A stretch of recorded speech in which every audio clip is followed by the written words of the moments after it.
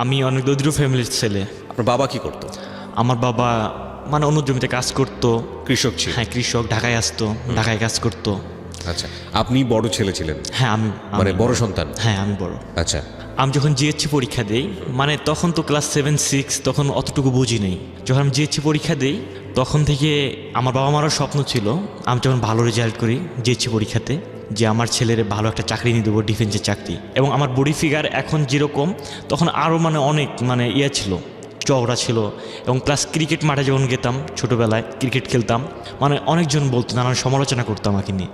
যে আপনার বাড়ি কোথায়? আমার হোম ডিস্ট্রিক্ট কুড়িগ্রাম, রৌমারী থানা, রতনপুর গ্রাম। ওকে। ওখানে ক্রিকেট খেলতাম, সবাই আমাকে নিয়ে সমালোচনা করতো যে অমুকের ছেলে অনেক লম্বা চওড়া। সমালোচনা না, আলোচনা করতো? হ্যাঁ, আলোচনা করতো যে ম্যাট্রিক পরীক্ষা দিলে ওর ডিফেন্সে চাকরি হবে, আর্মিতে, এরকম। এবং আমার বাবাকেও বলতো, আমার মাকেও বলতো, আমাকেও সবাই বলতো। এবং আমার ছোটো দিকে স্বপ্ন ছিল আমি পুলিশ হব, আমি দেশের জন্য কাজ করব। এবং আমার বাবা মারও স্বপ্ন ছিল যে আমার ছেলেকে ডিপার্টমেন্টে দিব, এরকম। যখন আমি ক্লাস 9-এ উঠি গিয়েছি ভালো একটা রেজাল্ট নিয়ে, তখন আমার স্বপ্নটা আস্তে আস্তে আর বড়ো হয়ে যায় এবং আমার ফ্যামিলিরও স্বপ্নটা অনেক বড় হয়। আমি কমার্স নিয়ে লেখাপড়া শুরু করি, কমার্স নিয়ে। আমার মামা সাজেশন দিচ্ছে যে তুই কমার্স নিয়ে পড়, আমি মামার সাজেশনে কমার্স নিই তখন সেই সময়। এবং 9-10 এবং ম্যাট্রিক পরীক্ষা দিয়েই ভালো রেজাল্ট করি। আপনার বাবা কৃষক ছিলেন? হ্যাঁ। তার তো পড়ানোর সামর্থ্য ছিল এই কৃষিকাজ করে? না, সে আমাদের ফ্যামিলি চালাইতো, প্লাস মানে কোনো আয় করতো না। উনি আমার পিছেই সব কিছু খরচ করতো। এই কৃষিকাজ করে যে পয়সা হতো সেটা আপনার পিছনে? হ্যাঁ, আমার পিছিয়ে খরচ করতো। আচ্ছা। এবং আমাকে মাঝে মাঝে বলতো ডাক দিয়া যে আতিক, তুই আমার ভবিষ্যতের অ্যাকাউন্ট, এভাবে আমাকে বলতো। ভবিষ্যতের অ্যাকাউন্ট? হ্যাঁ, আমাকে এভাবে বলতো। এবং যখন ম্যাট্রিক পরীক্ষা আমি ভালো রেজাল্ট নিয়ে পাশ করি, তখন আমি ইন্টারে আবার কমার্স নিয়ে পড়া শুরু করি। তখন একবার আর্মিতে গেলাম। আর্মিতে যখন আমি যাই, ও আর্মিতে যাওয়ার আগে কিছু কাহিনী আছে। আমার পায়ের একটা আঙ্গুলের সমস্যা ছিল, আপনার নখের একটা সমস্যা ছিল। জি। এখন আমি বাড়িতে বলি, মা আমার এই সমস্যা, যদি আমি আর্মিতে যাই তাহলে তো বের করে দেবো, আমি তো সম্পূর্ণ ফিট, কিন্তু ওটা তো আমার আনফিট। সেই সময় ভাইয়া চৈত মাসের দিন আমাদের আব্বা ঢাকায়, অনেক কষ্ট আমাদের ফ্যামিলিতে সেই সময়, মানে অনেক কষ্ট চলতেছে, টাকা পয়সা নাই একেবারে, আমাদের জমি জমাও নেই একেবারে। এক কাটা এরকম যে জমি আছে ওই পরিমাণে জমিও নেই। মা আমার বলতেছে যে তোর বাবার কাছে টাকা নিয়ে কিন্তু বাজার খরচ করলাম, আর সে এই সময় তো টাকা নেই আমাদের কাছে, এখন কী করি। ওর মা অনেক কষ্ট করে আমাদের খাবারের চাউল ছিল, পরে আমার চাউল বের করে দিচ্ছে, যা বাজারে বিক্রি করে তুই ওটা ঠিক করে নেয়, অপারেশন করা লাগে 400 টাকা না 500 টাকা। ওই 400-500 টাকা আমার বাড়িতে ছিল না। এটা আপনার খাবারের চাল বিক্রি করে এই পায়ের নখটা ঠিক করেছেন, যাতে করে আপনি আর্মিতে জয়েন করতে পারেন? হ্যাঁ, জয়েন করতে পারি। প্লাস আমি ওইটা করছি, অপারেশন করছি, হাসপাতালে আইসা ওষুধপাতি নিচ্ছি, কম কম করে ওষুধপাতি সব নিচ্ছি। ডাক্তার যে পরিমাণে নিতে বলছে ওই পরিমাণে নিতে পারিনি আমি ব্যান্ডেজ করে যখন বাড়িতে চলে আসি, প্রচুর রক্তক্ষরণ হয়। আমি যখন সুস্থ হই, মানে সুস্থ বলতে আমার শুধু পাটা শুধু অবশ করছিল, আমি যখন উঠি দেখি অনেক রক্তক্ষরণ হয়েছে। পরে যখন আমার আঙ্গুল শুকাইলো, শুকানোর পর আমি আর্মিতে যাই। এটা হচ্ছে ফেব্রুয়ারি মাসে। ফেব্রুয়ারি? আচ্ছা। আমি আর্মির মাঠে যাই। মাঠে যাওয়ার পর আমি সব কিছুতে ফিট। আপনার প্রাথমিক মেডিকেল হয়েছে, আপনার চূড়ান্ত মেডিকেলে আমার একটা দাঁতের সমস্যা ছিল, আবার একটা সাইডে দাঁতের সমস্যা ছিল। এখন আমাকে মেজর বলতেছে, মেজরের সামনে যে আসছি, পরে আমারে বলতেছে যে তুমি ওটা ক্যাপ করে নেক্সট টাইমে আইসো, তোমার ফিগার টিগার অনেক ভালো, নেক্সট টাইমে তুমি ট্রাই করিও। আমি আসলাম। দাঁতের সমস্যাটা কি আপনি আগে থেকে জানতেন? হ্যাঁ, আগে থেকে জানতাম, একবারে লাস্টে তো আমি মনে করছি যে ওইটা মনে হয় তেমন কিছু হবে না। ওকে। হ্যাঁ, কালো হয়েছে সামান্য একটু। ওকে। কিন্তু বলছে যে ওটা রোড কেনেল করে তুমি ক্যাপ করি, ওইটা ক্যাপ করে আইসো। পর তো আমি আসলাম। আসার পর কলেজ করতেছি। এই সময় আমার ফ্যামিলির, মানে আমার মার সঙ্গে হঠাৎ করে কাজ করতে বলে একটা আমার আম্মু, আমি কাজ করিনি। আম্মু অনেক রাগারাগি করছে, আমি অনেক অলস টাইপ ছিলাম একটু। আচ্ছা।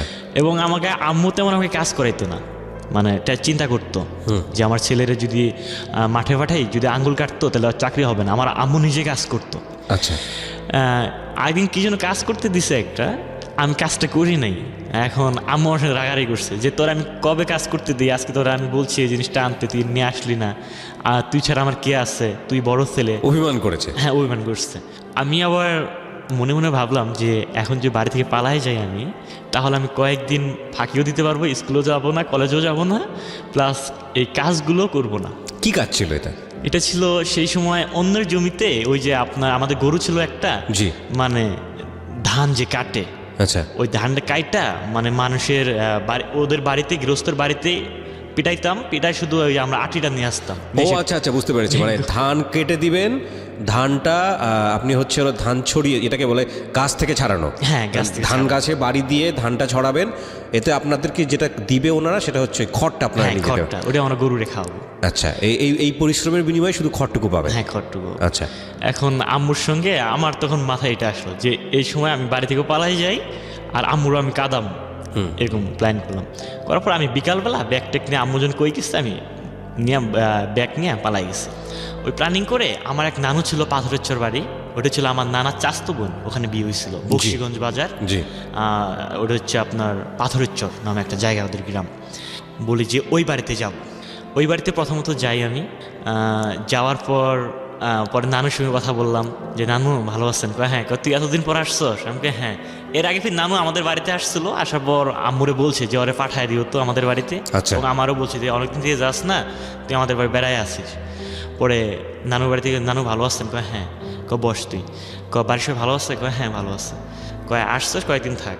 তো মনে মনে ভাবি যে থাকবই তো, বাড়িতে কাঁদাচ্ছি আমি মারে, মানে এই প্ল্যানিং আমার মাথার মধ্যে সবসময় ওইটাই ঘুরঘার করছে। এখন বাড়ি থেকে আমি কোনো যোগাযোগে বন্ধ করছি। তার পরের দিন টেলিভিশন, নানুর রুমে টেলিভিশন ছিল, তো আমি টেলিভিশন দেখতেছি। সেই সময় একটা মেয়ে দেখি রুমে আসছে, কেমন যেন আমার ভালো লাগলো সেই সময়টা। কোন ক্লাসে পড়েন ওই সময়টাতে? আমি ইন্টার সেকেন্ড ইয়ারে। ইন্টার সেকেন্ড ইয়ারে পড়ছেন, ওকে। আই পরীক্ষার আগে এই সময়, ওকে। কেমন যেন ভালো লাগে আমার, ভালো লাগে। পরে আমি টেলিভিশন দেখলাম, দেখার পর ও প্রতিদিন ওই নানুর রুমে আসে। কে ওই মেয়েটা সেটা আপনি জানেন না? ওইটা জানি না। ওকে। পরে ওই নানুর একটা ছেলে আছে, মামা, ছোট, নাম সুজাত। ওর কাছে আমি জিজ্ঞেস করি যে মেয়েটা কে? আমার ভাতিজি লাগে, মানে আমার ওই নানার মানে নাতনি লাগে। আচ্ছা, আমি ফির নাতি হই। ওকে, বুঝতে পারছেন? আমি আবার বললাম যে ওর কি বিয়ে হয়েছে? না, বিয়ে হয়নি। মামা কি জন্য প্রশ্ন করছেন? আমি না, এমনিতে স্বাভাবিক, একটা সুন্দরী মেয়ে তো দেখলে বলতে পারি। ওর মামা হাসে, ফ্রি ছিলাম তো। আচ্ছা ঠিক আছে, সমস্যা নেই। ও রাত্রে ঘুমাইছে, ওই সুজাত আমার মামা, ওর ফোনটা আমি নিচ্ছি বালিশের তল দেখি, নিয়ে আমি এক এক করে নাম্বার চেক করতেছি। দেখি যেহেতু ওর ভাতিজি লাগে অবশ্যই নাম্বার আসছে ওখানে। পরে দেখি ওখানে সেভ করা আছে পারভিন নামে। আমি নাম জানতাম মেয়ের, পরে নাম্বারটা ওখানে কালেক্ট করছি। ওকে। প্রত্যেক দিন সকালবেলা ওই মেয়ে আসবো, এসে টেলিভিশন দেখবো, 9টা পর্যন্ত থাকবো, আবার চলে যাইবো, আবার সন্ধ্যার পর আসবো। আচ্ছা। এবং আমিও তার সঙ্গে সময় দিতাম। এবং যেদিন থেকে আমি নাম্বার নিলাম সেদিন থেকে তার আমি SMS করা শুরু করছি। এখন বলতেছে ও SMS করে আমার পরিচয় যাচ্ছে যে তুমি কে। আমার আমি পরিচয় আর দিই না। বেশ কয়েকদিনই ভাই কাটে, প্রায় 7-8 দিন। এইভাবে রমজান চাইফা আসে, আস্তে আস্তে রমজান আসে। বাড়িতে যাননি? না। তারপর বাড়ির সঙ্গে কোনো আমার যোগাযোগে নেই, বাড়ির কথা মনেও পড়ে না? না, আস্তে আস্তে এখানে মানে আমার সব ফিলিংসটা এখানে এসে কোনো চিন্তায় বাড়ির জন্য হয় না। বুঝতে পেরেছি, হ্যাঁ। এভাবে প্রায় 1 মাসের কাছাকাছি চলে গেল। আমি নানুর বাড়িতে থাকি, প্লাস নানুর বাড়ি থেকে একটু আমার বন্ধুর বাড়িতে যাই। এবং বাড়িতে জানেও না আপনি কোথায় আছেন? না, বাড়িতে কি হচ্ছে আমি তাও জানি না। আচ্ছা। তারপরে এইভাবে সময় আস্তে আস্তে যাচ্ছে। পর রমজান, 3 রমজান না 4 রমজানের এই দিক আমার আম্মু ফোন করছে এখানে। হ্যাঁ, আমার নানুরে। আমি কোন জায়গায় যেন গেছি, আমি আসছি, নানু আমারে বলতেছে যে তুই বাড়ি থেকে রাগ করে আসছস। আমি কই কে বললো আপনারে? তোর আম্মু ফোন দিচ্ছিল।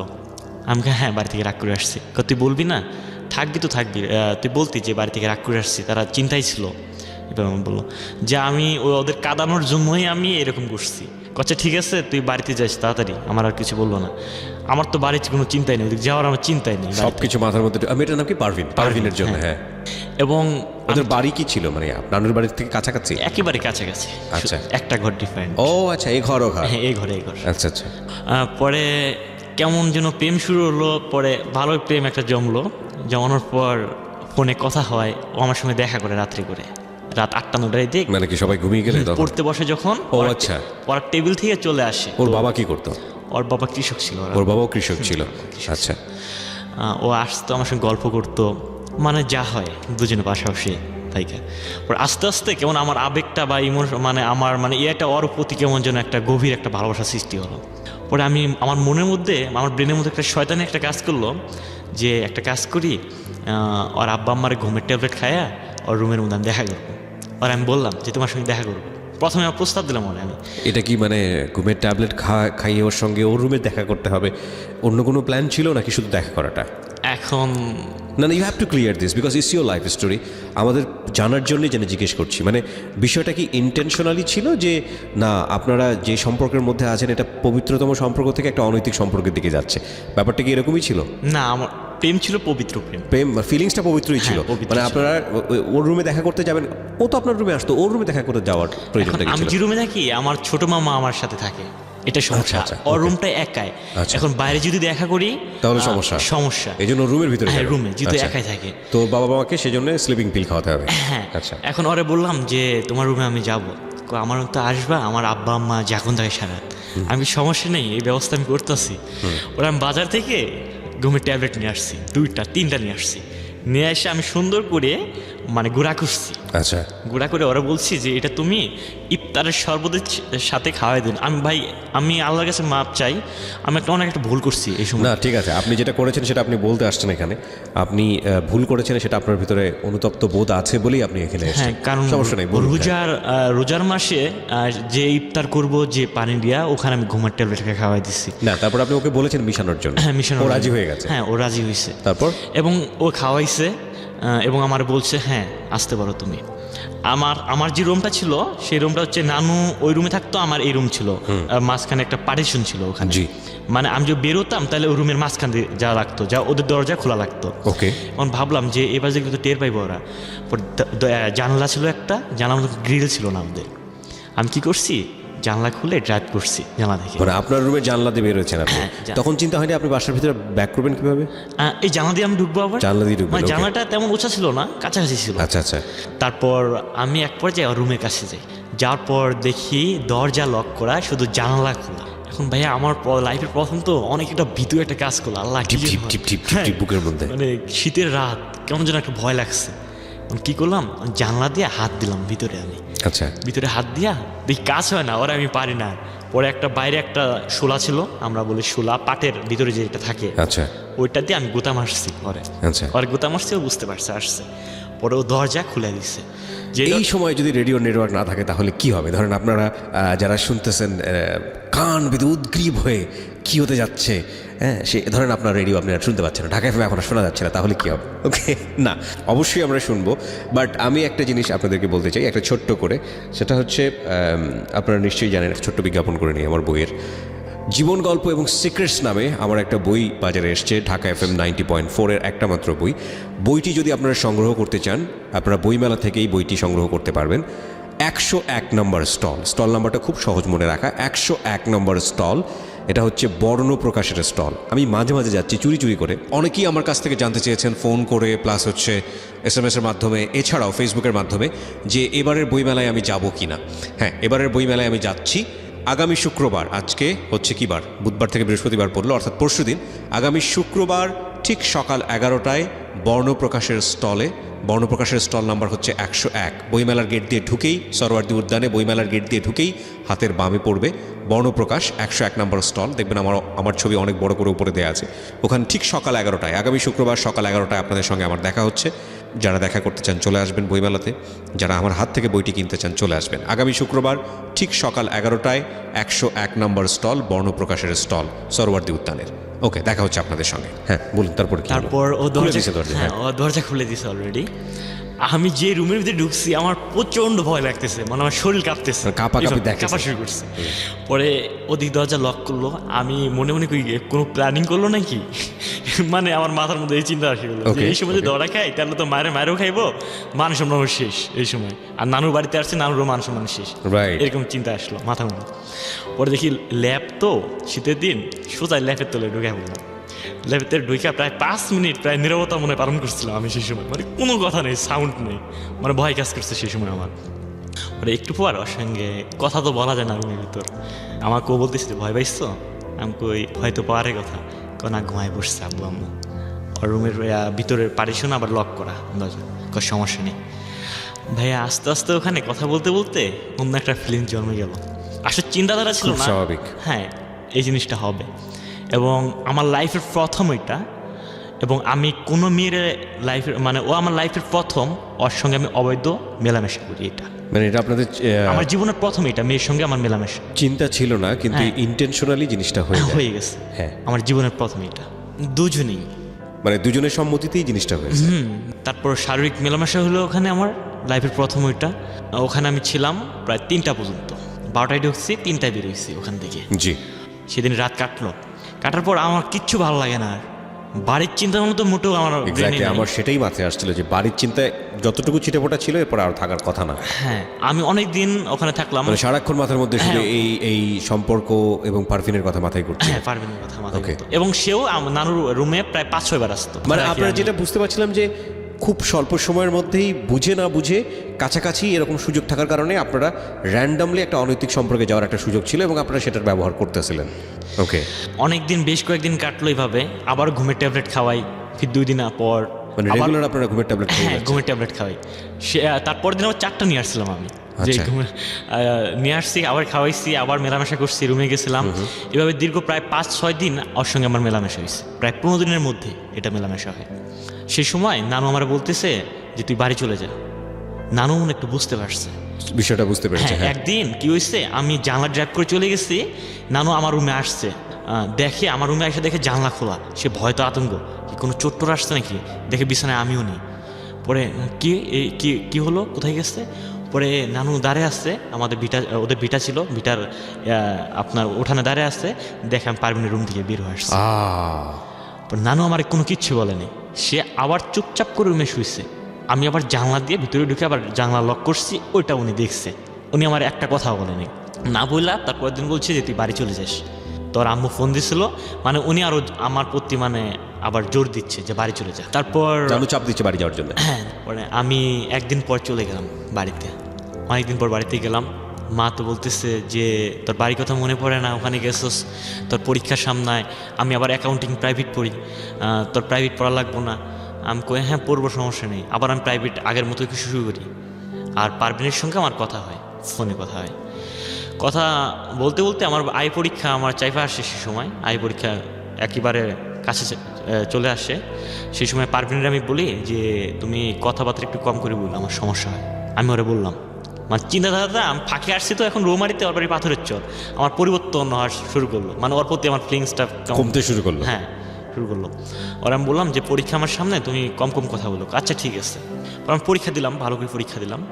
দেওয়ার পর আমার মামা থাকতো নবীনগর কালামপুরে থাকতো। জি, ওই মামার বাড়িতে বেড়াইতে আসবো, পরীক্ষার পর কোনো কাজ বাজ নাই। এখন মামা আমারে বলতো যে তুই অনেকদিন থেকে আগে থেকে বলতো যে আমার বাড়িতে আয়। মামা আবার চাকরি পাইছে 2012 সালে ডিবি পুলিশ, সে Okay. তখন, যে আমি কোথায় থাকি তুই দেখা যা, একটু ঘুরাই টুরাই যা, এখানে ঢাকা শহরে আসস নাই, একবার দেখা যা। আমি কই আচ্ছা ঠিক আছে। পরীক্ষার পর মামার বাসায় আসলাম। আসার পর এখানে বেশ প্রায় 4-5 দিন ছিলাম। 4-5 দিন থাকার পর আমার আগে থেকে প্ল্যানিং ছিল যে আমি পারভিন সহ প্রেম করতেছি, এখন এই অবস্থায় শুধু প্রেম করলে হবে না, আমাকে একটা ইনকামের সোর্স বের করতে হবে ঢাকা শহরে।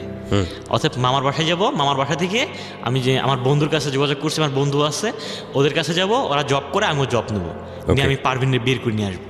এই ধরনের আমার চিন্তা ভাবনা প্ল্যানিং কাজ করে। ওকে। পরে মামার বাসায় আসলাম, আসার পর 6-7 দিন থাকলাম। থাকার পর মামারে বলতেছি মামা আমি চলে যাম। ও কেন, তুই সেদিন আসলি, থাক আরও কিছুদিন থাক। মামা আবার অফিস করে, মামি একাই নতুন বিয়ে করছে, মামি তোর মামির সঙ্গে সময় টময় দে। আমি কই না মামা চলে যেতে হবে, সমস্যা আছে। পরে মামা আমার টাকা দিচ্ছে 1000 টাকা। মামা বলতেছে যে চল তোরে তাহলে গাড়িতে টিকিট করে দিয়ে আসি। মামা আপনাকে যাওয়া লাগবো না, আমার বন্ধু আছে, বন্ধুর সঙ্গে দেখা করে আমি চলে যাব নবীনগর স্মৃতিসৌধতে, আমার বন্ধু এখানে আসবো, তার সঙ্গে ঘোরাফেরা করে আমি চলে যাব, আপনার আশা লাগবে না। পরে আচ্ছা ঠিক আছে যা, আমার ফোনের সঙ্গে আমার সঙ্গে যোগাযোগ করিস ফোনে, সমস্যা হলে। আচ্ছা ঠিক আছে। ওখানে গেলাম, বন্ধুরে যা বললাম বন্ধু আমার একটা চাকরির দরকার। আচ্ছা ঠিক আছে থাক তুই। এখন ওর কাছে আমি প্রায় 7-8 দিন থাকলাম, চাকরি কোনো ব্যবস্থা হলো না, অনেক খোঁজাখুঁজি করতেছে। আচ্ছা, ও মেসে থাকে তো, আমি মেসে কষ্ট মষ্ট করে থাকি। জি। আর পারভিনের সঙ্গে আমার কথাবার্তা চলে ফোনে। হ্যাঁ, ফোনে কথাবার্তা চলে। এবং পারভিনও আমি বলতেছি যে আমার চাকরি হবে, রেডি থেকে তোমার আমি নিয়ে আসবো, এরকম কথা আমি বলছি পারভিনরে। পরে আমার একটা চাকরি হয়, প্রাণ আরএফএল কোম্পানিতে জব হয়। প্রাণ আরএফএল কোম্পানিতে জব হয়, এখানে ঢাকা মধ্যপাড়ায় আমি পরীক্ষা দিচ্ছি, এখানে ইন্টারভিউ হয়েছে সব কিছু। পরে আমার এখানে চাকরি হয়। চাকরি হওয়ার পর আমি তখন আমার পোস্টিং করে কোনাবাড়িতে, ওখানে আমি কাজ করি। এখন আমি যোগাযোগ করতে করতে একদিন দেখি ওর ফোন অ্যাক্টিভ না, বন্ধ কেন? আপনার আর্মিতে আর পরীক্ষা দেওয়া হলো না? না, মানে আর্মিতে পরীক্ষা বলতে আর্মি এখনো দিন চাইফা আসেনি। আচ্ছা, অ্যাপ্লাই করে রাখছেন, ওরা এখনো ডাকেনি? এখনো ডাকে নেই, তারা SMS করেনি ফোনে। একদিন ওর ফোন অ্যাক্টিভ পাচ্ছি না, আমি প্রায় 3-4 দিন অ্যাক্টিভ পাচ্ছি না, কি হলো? পরে আমি ডাইরেক্ট মামারে ফোন দিলাম, মানে ওই যে সুজাত, যে ওর ইয়া হয়, আপনার চাচা হয় সম্পর্কে, ওর ফোন দিলাম যে পারভিনের ফোন অ্যাক্টিভ না কেন? ও আমার বলতেছে যে পারভিন তো বিয়ে হয়েছে। পারভিন তো বিয়ে হয়েছে। আমি কবে হয়েছে? কেন? এই ঈদের মধ্যে হয়েছে। আমি আবার ঈদের পরে আপনার কোনাবাড়ি চলে আসছি। মানে কি আপনার সঙ্গে কথাবার্তা হতো, তার হঠাৎ করে বিয়ে হয়ে গেল, আপনি কিছু জানলেন না? না, আমার কোনো কিচ্ছু বলেনি। পারভিন নিজেও কিছু বলে না, কোনো কিচ্ছু বলেনি এর মধ্যে। শুধু ওর সঙ্গে কথাবার্তা চলতো যে আমি আমার চাকরি হলে তোমার নিয়ে আসবো। আচ্ছা ঠিক আছে। হঠাৎ করে দেখি ফোন অ্যাক্টিভ, আপনার Inactive? অ্যাক্টিভ না, হ্যাঁ ইনঅ্যাক্টিভ। পরে এরকম 3-4 দিন চলে যায়। তারপর আবার আমি মামার কাছে ফোন দিই, ওই যে আচ্ছা, সুজাতের, তারপরে জানাই যে বিয়ে হয়ে গেছে। হ্যাঁ, আমি তাও ওর কাকার সরাসরি বলি নাই যে পারভিনের কি হয়েছে, আমি ইঙ্গিতের মাধ্যমে ওরে বললাম। আচ্ছা, ওনারে বললাম যে, উনি বললো যে পারভিনের বিয়ে হয়েছে। আমি তখন অনেক একটা কষ্ট পাইলাম। আর তখন আরো ভাই ওর প্রতি আমি আরো দুর্বল হলাম, কেমন যেন মানে ওই আপনার দৃশ্যগুলো আমার সামনে চলে আসে। পৃথিবীর নিয়মই তাই, তাবৎ পৃথিবীর সমস্ত জায়গায় নিয়মই তাই, যে জায়গায় বাধা আছে সেটার প্রতি টান আছে, এটা শুধু মানুষের মধ্যে না। জি ভাইয়া, তখন তো আমার অনেক কান্না হয়, আমি ঘুমাইতে পারি না সারাদিন। ওই দৃশ্য আমি চেলসির চাকরি করি, আরও চেলসি তো টার্গেট থাকে আমাদের কোম্পানি থেকে, আমি কাজও করতে পারি না ঠিক মতো, শুধু ওইটা চিন্তা আসে মাথার মধ্যে। ওরে এইভাবে প্রায় 2-3 মাস কাটে এইভাবে, নানান ঝামেলা, আমার মানসিক টেনশনের সাথে আমি জড়িত। জি। পরে আমি ভাবলাম যে ও যখন বিয়ে করছে তাহলে ওর কথা আমি চিন্তাই করবো না। ও যদি পারে, ও কি জন্য আমার সাথে এরকম প্রতারণা করলো? কারণ আমার সাথে মেলামেশা করে। ও যদি পারে, আমি পারবো না কেন? আমি তো আমার বাপের এক ছেলে, আমার বাবা মার স্বপ্ন আছে, মানে এই হিটটা আমার মনে একটা আইসা গেল। আমি কী করলাম, আমার ফোনটা যেটা, আমার সিমটা যে ছিল ওইটা ভেঙে ফেলছি সরাসরি, এই সিমে আমি রাখবো না। পরে আমি সিম ভেঙে ফেলার পর আমার ভালোই দিন কাটছিল। ওর টেনশন আমার মাথায় আসলো, আমি কাজের চাপে বা ব্যস্ততার মাঝে আমি ওটা মনে করিনি যে এটা যদি মনে করি তাহলে আমার লাইফটা চলবো না, এই অবস্থায় শেষ, এটা আমি ভাবতাম। ওকে। তারপর ও 2-3 মাস পর 5-6 মাস সংসার করছে। তারপরে একদিন রাত 10টার সময় আমার ফোন SMS করছে একটা, যে আমি পারভিন। আমি কই পারভিন আমার কত মাস সংসার করেছে? 6 মাস। 6 মাস। পরে ওর ফোন দিচ্ছি, আমি ফোন দেওয়ার পর বলতেছে যে তুমি কোথায় আছো? আমি বলতেছি যে আমি কোথায় থাকবো, আমি যেখানে ছিলাম ওখানেই আসছি। তুমি ফোন দিচ্ছ কি জন্য, ভালোই আসছো? হ্যাঁ। ও বলতেছে হ্যাঁ ভালো আছি, কিন্তু ওই রকম ভালো না। আমি কীরকম ভালো? যে আমি এখন খুবই কষ্টে আছি, তুমি আমাকে নিয়ে যাও। মানে ও আর কোনো কথা বাড়াইলো না, সরাসরি আমার বলতেছে যে আমারে নিয়ে যাও। আমি কই মানে তোমার আমি নিয়ে আসবো মানে? তুমি তো অনেক সুখে আসছো, তোমার স্বামী নাকি ভালো চাকরি করে, ভালো শিক্ষিত ফ্যামিলি, তাহলে তুমি ওই সংসার থেকে আমার কাছে আসবা, এর কোনোদিন সম্ভব না। এটা ও আপনাকে অফার করছিল? হ্যাঁ, ও আমার অফার করছিল। আচ্ছা। আমি আবার ফোনটা কি করছি, কাইটাতে ফোন বন্ধ করে রাখছি, কারণ আমার চিন্তা একটাই আসছে ভাইয়া এই সময়, যে না, এটা কখনো সম্ভব না। কারণ ওর বিয়ে হয়েছে, এই সময় যদি আমি আমার লাইফে নেই, তাহলে দেখা যায় আমার ফ্যামিলি ওর জন্য অপমানিত হবে আপনার সবার কাছে, এবং আমিও অপমানিত হবো ফ্রেন্ড সার্কেলের কাছে, এবং আমার লাইফটা ধ্বংস। আমার এরকম চিন্তা আমার মাথার মধ্যে ঘুরপাক করছে। ওকে। এবং আমি সিমটা ফোন বন্ধ করে রাখছি, এবং প্রায় 2-3 ঘন্টা পর আমি ফোন অন করছি, আবারও ফোন করছি। মানে আমি অনুমান করলাম যে ও মনে হয় সারাক্ষণ আমার ফোনে ট্রাই করে। আচ্ছা। ও আবারও বলতেছে যে আমার নিয়ে যাবো না। আমি কই ভাই এটা সম্ভব না, তুমি কি পাগলামি করতেছো, তুমি ভাইবে আবার দেখো। দেখে আমি আবার ফোন কাইটা দিয়ে আবার বন্ধ করছি, প্রায় 1 দিন, ফুললি 1 দিন কোনো ফোন আমি অ্যাক্টিভ করিনি। ফোন আমি খোলার পর ও আবার ফোন দিছে, আমার আবার ফোন দিছে। ওকে। তারপর বলতেছে তুমি আমার কথা শুনবা না, তুমি যদি আমাকে না নিয়ে যাও আমি কোনো বিষ খাবো। আমাকে কী হয়েছে? তখন আমি মাথাটা স্থির করে শুনলাম যে কী হয়েছে এমন, ও আসতে চাই কেন, একটু শুনি। ওর বলতে কী হয়েছে তোমার? যে আমার সমস্যা। তোমার কি সমস্যা? আমার শাশুড় শাশুড়ি আমার দেখতে পায় না, আমার জ্বালাতন করে, তারা খুবই খারাপ, আমার অত্যাচার করে, এবং আমার হাজব্যান্ড ঢাকায় আরেকটা বিয়ে করছে। এটা কি ওকে বিয়ে করার পরে না আগেই ছিল? আগেই ছিল। আচ্ছা। ও আমার এটা বলতেছে। আচ্ছা। যে ও নাকি ঢাকায় বিয়ে করছে। ওকে। আমি এই জন্য এই সংসার করুম না, তুমি যদি আমাকে না নিয়ে যাও, আমার কেউ নাই এখন, আমার বর্তমান কেউ নাই, তুমি শুধু আসো, তুমি যদি আমাকে না নিয়ে যাও তাহলে আমি বিষ খাবো। আমি বলছি আমি তোমার আসছি, তাহলে তুমি বিয়ে করার সময় আমার ফোন দাও না কি জন্য? বলতেছে সেই সময় আমি সুযোগ পাইনি। আমি কই সুযোগ পাও নাই মানে, তুমি কি কথা বলতেছো? পরে নানান কথা ওখানে হয়েছে, হওয়ার পর আমি ফোন রাগ করে আবার কাটা দিচ্ছি। তারপর ভাইয়া ফোন কাটার পর আমার মাথার মধ্যে শুধু ঘুরপাক, ওই দৃশ্যগুলো আবার আমার চোখের সামনে আসতেছে। মানে আপনার প্রেমের দিকে যে অনৈতিক সম্পর্কগুলো ছিল, ওর সঙ্গে যে ইন্টিমেট রিলেশনশিপ যেটাকে আমরা বলি, ওকে, এই দৃশ্যগুলো আবার আমার চোখের সামনে ঘুরপাক করতেছে। আমি আবার ভাবলাম যা কি হয়েছে, দেখি আবার ফোনটা ওর ফোন দেই আমি, কী অবস্থায় আছে আবার শুনি। আবার ফোন খুলে আবার ফোন দিছি ডাইরেক্ট যে বলো তোমার এখন কি সমস্যা, কি করতে পারি তোমার জন্য, যে আমার জন্য কোনো কিছু করতে হবে না, তুমি আমাকে নিয়ে যাও ঢাকায়, নিজে তোমার কাছে রাখো। পারভিন বলছে এটা? হ্যাঁ, পারভিন বলতেছে। তখন আমার যে মাথার মধ্যে যে মানে ইয়াগুলো কাজ করছিল তখন আর কাজ করতেছে না, তখন পারভিনের প্রতি আমি দুর্বল হয়ে গেলাম। ওই আমার দৃশ্যগুলো চোখের সামনে ঘুরপাক করছে আর প্রতি আমি দুর্বল হয়ে গেলাম। তখন আমার ফ্যামিলির কথা মনে আসতেছে না, আমার চাকরির কথা মনে আসতেছে না, আমার লাইফ যে একটা আমার লাইফ এখনও সেট হয়নি ওই দিকে আমার মনে হইতেছে না। এখন আমার মনে হচ্ছে যে আমি প্রাণকমনে চাকরি করতেছি, এখন এই সময় আরে নিয়ে আসলে আমি খাইতে পারবো, 12,000 টাকা স্যালারি পাচ্ছি, এর মধ্যে ওরও চলবো আমারও চলবো। ওকে, এটা আমার মাথার মধ্যে ঘুরপাক খাচ্ছে। এখন বললাম আচ্ছা ঠিক আছে, তাহলে আজকে তো স্যালারি দেবো না, 10 তারিখে 11 তারিখে স্যালারি দেবো, আমি স্যালারিটা নিয়ে রাত্রে আমি চলে যাবো। আচ্ছা ঠিক আছে। তারপর আমি স্যালারি পাইলাম, স্যালারি পাওয়ার পর ও আমাদের স্যালারিটা প্রাণ কোম্পানিতে 1 তারিখে দেয়, কিন্তু আমার বেতনটা হ্যান্ড ড্রাফট করছিল, আমার টার্গেটটা পূর্ণ হয়নি, জি, এই জন্য 11 তারিখে বেতনটা দিচ্ছে আমার।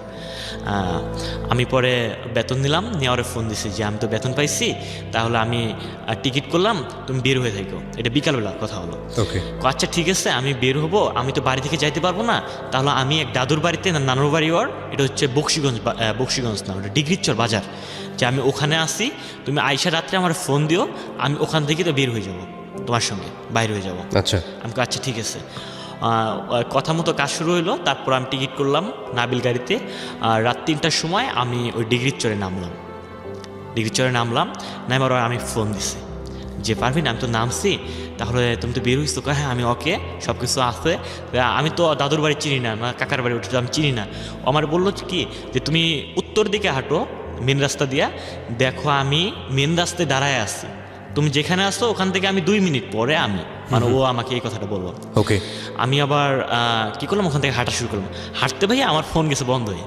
ওহো, আমার নর্মাল একটা ফোন ছিল, একেবারে শাটডাউন, মানে ফোন আর অন হচ্ছে না, বারবার ট্রাই করছি ফোন অন হচ্ছে না।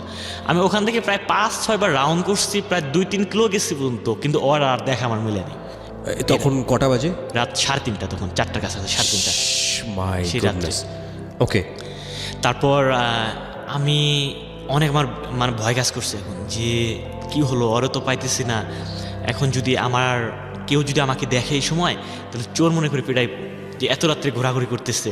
আর আমার পায়ে বুট ছিল, জুতা ছিল, মেন রাস্তায় হাঁটতেছি তো, রাস্তার পাশে রুম আছে, অনেকজনের বাড়ি আছে, শব্দ হচ্ছে সেই রাত্রে, কোনো শব্দ নেই, শুধু আমার পায়ের জুতা শব্দ হচ্ছে। ভাবলাম এই সময় হাঁটা যাবো না। সেই সময় দেখি একটা মসজিদ পাশে, ওরা যে যদি আল্লাহর ঘরে ঢুকি তাহলে কেউ কিছু করতে পারবো না, বলতে পারবো না, আমি তাহলে মসজিদের ভিতরে ঢুকি। তারপর আস্তে করে মসজিদের ভিতরে ঢুকলাম। মসজিদের ভিতরে ঢুকে দেখি কেউ শুয়ে আছে, একটা সিরা, ওইটা হচ্ছে আপনার বস্তা, আচ্ছা, বস্তা শরীরেতে শুয়ে আছে। আমি তো প্রচুর ভয় পাইছি, আল্লাহ কে যেন শুয়ে আছে। দেখে এক পাগল আমার দেখা যখন পাইছে, আমার কোনো কিছু বলতেছে না, আমার শুধু দেখতেছে, আমার ভয় করতেছে। আমি পাগলের সঙ্গে কোনো কিছু কথা বললাম না, পাগলটা এক কোণে, আমি গেলাম ওই কোণে, যে আমি বইলাম ওখানে। আমার প্রচণ্ড ভয় কাজ করতেছে সেই সময়। ভয় পরে এখানে 4টা 4:30 ওই দিক, যখন আপনার ফজর আজান দেবো, তখন মসজিদের ইমাম আসলো চইলা। ওকে, আসার পর আপনার ইন দ্য মিন টাইম চিন্তা হচ্ছিল না যে পারভিন কোথায় কি করতেছে? হ্যাঁ, কাজ হয়েছিল, কাজ করতেছি সেই সময়। আমার প্রচুর টেনশন হচ্ছে, এবং ফোনটা আমি বারবার খুলতেছি, মানে ফোন আমি বারবার ট্রাই করতেছি। এটা কি ফোন বন্ধ হচ্ছে কি, মানে ফোন ব্যাটারি অফ হয়ে গেছে নাকি ফোনে ঝামেলা? না, ব্যাটারি সমস্যা। ওকে, বারবার অন করতেছি, ফোন অন হচ্ছে না। এবং সেই সময় ইমাম সাহেব চলে আসলো, আমার বললো, আমি সালাম দিলাম যে তুমি কে? আমি বললাম হুজুর আমি তো আসছি ঢাকা থেকে, এখানে আমার গাড়ি দিয়ে নামিয়ে দিচ্ছে, আমার বাড়ি তো দূরে, এই জন্য মসজিদে উঠছি, ফজর নামাজ পড়ে একটু ভোর হলে আমি চলে যাব, শীতের সকালের জন্য বের হইনি আমি এত রাত্রে। আচ্ছা ঠিক আছে, সমস্যা নেই। আর ইমাম সাহেবও এত আমার প্রশ্ন করলো না। নামাজ টামাজ শেষ করে পরে আমি বিসমিল্লাহ বলে ফোনটা আমি বাটনে চাপ মারছি, দেখি ফোন অলরেডি অন হয়ে গেছে। ওকে, ব্যাটারিটা ছিল নর্মাল ব্যাটারি, একবার অন হয় একবার অফ হয় এরকম। ওকে, চার্জ হয়ে আসছে। পরে আমি পারভিনের তখনই ফোন দিছি যে পারভিন, ও কাদা শুরু করছে, তুমি আমার এত বড় ফাঁকি দিলা, তোমার জন্য আমি প্রায় 1 ঘন্টা দাঁড়িয়েছিলাম মেন রোডে, মানে অনেক কাদা শুরু করছে, যে আমার তো অবস্থা খারাপ করবো আজকে, আমি তোমার জন্য বের হয়ে আসছি, এখন যদি তোমার সঙ্গে আজকে আমি না যাই তাহলে তো আমার ফ্যামিলি, আমার শাশুড়ি বাড়ি থেকে রাগ করে আসছি। এবং ওর এখানে একটা সমস্যা ছিল, ও যখন আমার শাশুড়ি বাড়ি থেকে রাগ করে আসছে ওদের বাড়ি থেকে ওর নানুর বাড়িতে আসছে, দাদুর বাড়িতে নানুর বাড়ি, ওখানে রাগ করে আসছে। ওর আব্বু আম্মুরে বলেনি, ওর আব্বু আম্মু পরে ফোনে যোগাযোগ করে দেখে যে ওর কাকার বাড়িতে না খালুর বাড়িতে ওই জিনানো বাড়িতে আসছে। আচ্ছা। ওটা কি সম্ভব হয় আমি জানি না, ওই বাড়িতে আসছে এবং পারভিন বলতেছে যে তুমি যদি আমাকে না নিয়ে যাও আজকে তাহলে কালকে সকালবেলায় কাকারা এসে আমাকে মায়েরা ফেলাবো, যেহেতু হাজবেন্ডের বাড়ি থেকে কাকারা আসছে। ওকে ওকে। আমি কই তোমার চিন্তা নাই, আমি মসজিদে নামাজ পড়ছি, এখানে আমার ফোনের সমস্যা হয়েছিল, আমি এখানে আসি, তুমি আসো। কয় তুমি ওখানে থাকো না, তুমি আবার ওই রাস্তা দিয়ে হাঁটা শুরু করো, আমি আসতেছি, হাইটা হাইটা আসতেছি। আমাকে আচ্ছা তুমি আসো। পরে শীতের মধ্যে দেখি ও আসতেছে, ও আয়সা বলল যে চলো। এখন আমি ওরে বললাম যে মানে আমার ভাই সে সময়টা অনেক ভয় কাজ করছিল, প্রচণ্ড ভয় লাগতেছে যে কী যেন হয়, এই শীতের সকালে একটা মেয়েরে নিয়ে যাইতেছি আমি, কে যেন কি বলে, আর এই মেয়েরে বা কে চিনে, হয়তো বা চিনতেও পারে কেউ, আমারে হয়তো বা চিনে না, আমার বাড়ির রোমারি, কিন্তু ওর বাড়িতেও ওখানে পাশাপাশি, হয়তো বা কেউ চিনতে পারে এরকম।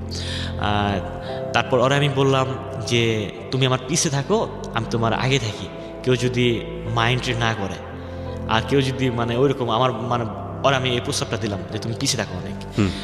এভাবে হাঁটা শুরু করলাম, 5-10 মিনিট গেলাম, দেখি মানুষ আমার ফলো করতেছে, দুজনে ফলো করতেছে। আচ্ছা। তারপর ওরা আমি বললাম যে তুমি আমার কাছে আসো, তুমি কাছে আসো, ওর নাকে নাক ফুলছিল, বললাম তুমি আমার কাছে আসো, আমার হাত ধরো, এমনভাবে যাবো দুজনে হাজব্যান্ড ওয়াইফের মতো।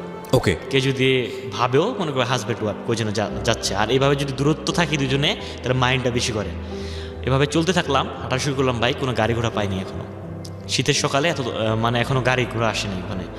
আর আমার তো সেই ক্লান্ত বোধ হচ্ছে, সারাদিন মার্কেটে চাকরি করছি, সন্ধ্যাবেলা আমি নিজে পাক করে খাইতাম, কোনো বাড়িতে কোনো বোয়া ছিল না, পাক করে খাওয়া দাওয়া অমনি আমি গাড়িতে জার্নি করে গেছি সেই রাত্রে, এবং আমার প্রচুর আমার শরীর খারাপ লাগতেছে, সে সময় গাড়ি ঘোড়া পাইতেছি না, অরণ্যে হাঁটতেছি।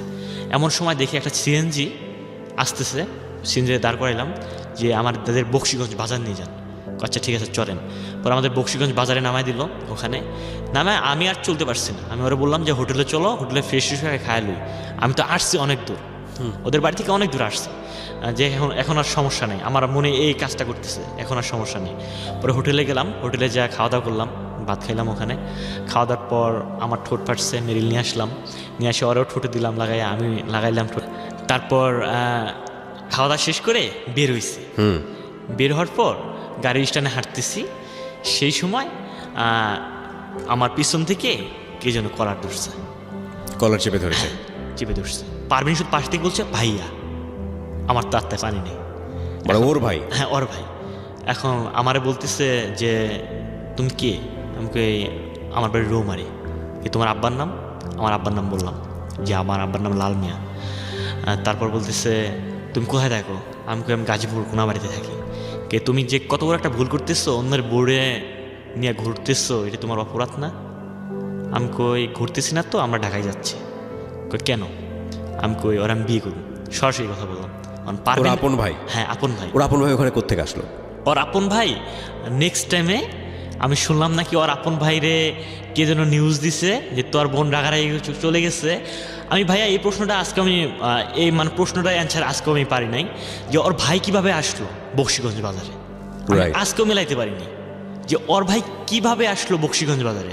এবং পারভিন আমাকে যা অ্যান্সার দিল নেক্সট টাইমে, পারভিন বলতেছে যে ভাইয়ারে কে যেন বলছে, তোমার সঙ্গে যে ফোন দিয়ে আমি যোগাযোগ করছি ওটা হচ্ছে দাদুর ফোন, ওই দাদু মনে বুঝতে পারছে, ওই দাদু মনে ভাইয়ারে ফোন দিছে, দিয়ে ভাইয়া আসছে। এবং ওর ভাইয়া আমার বলতেছে কি যে তোমাদের জন্য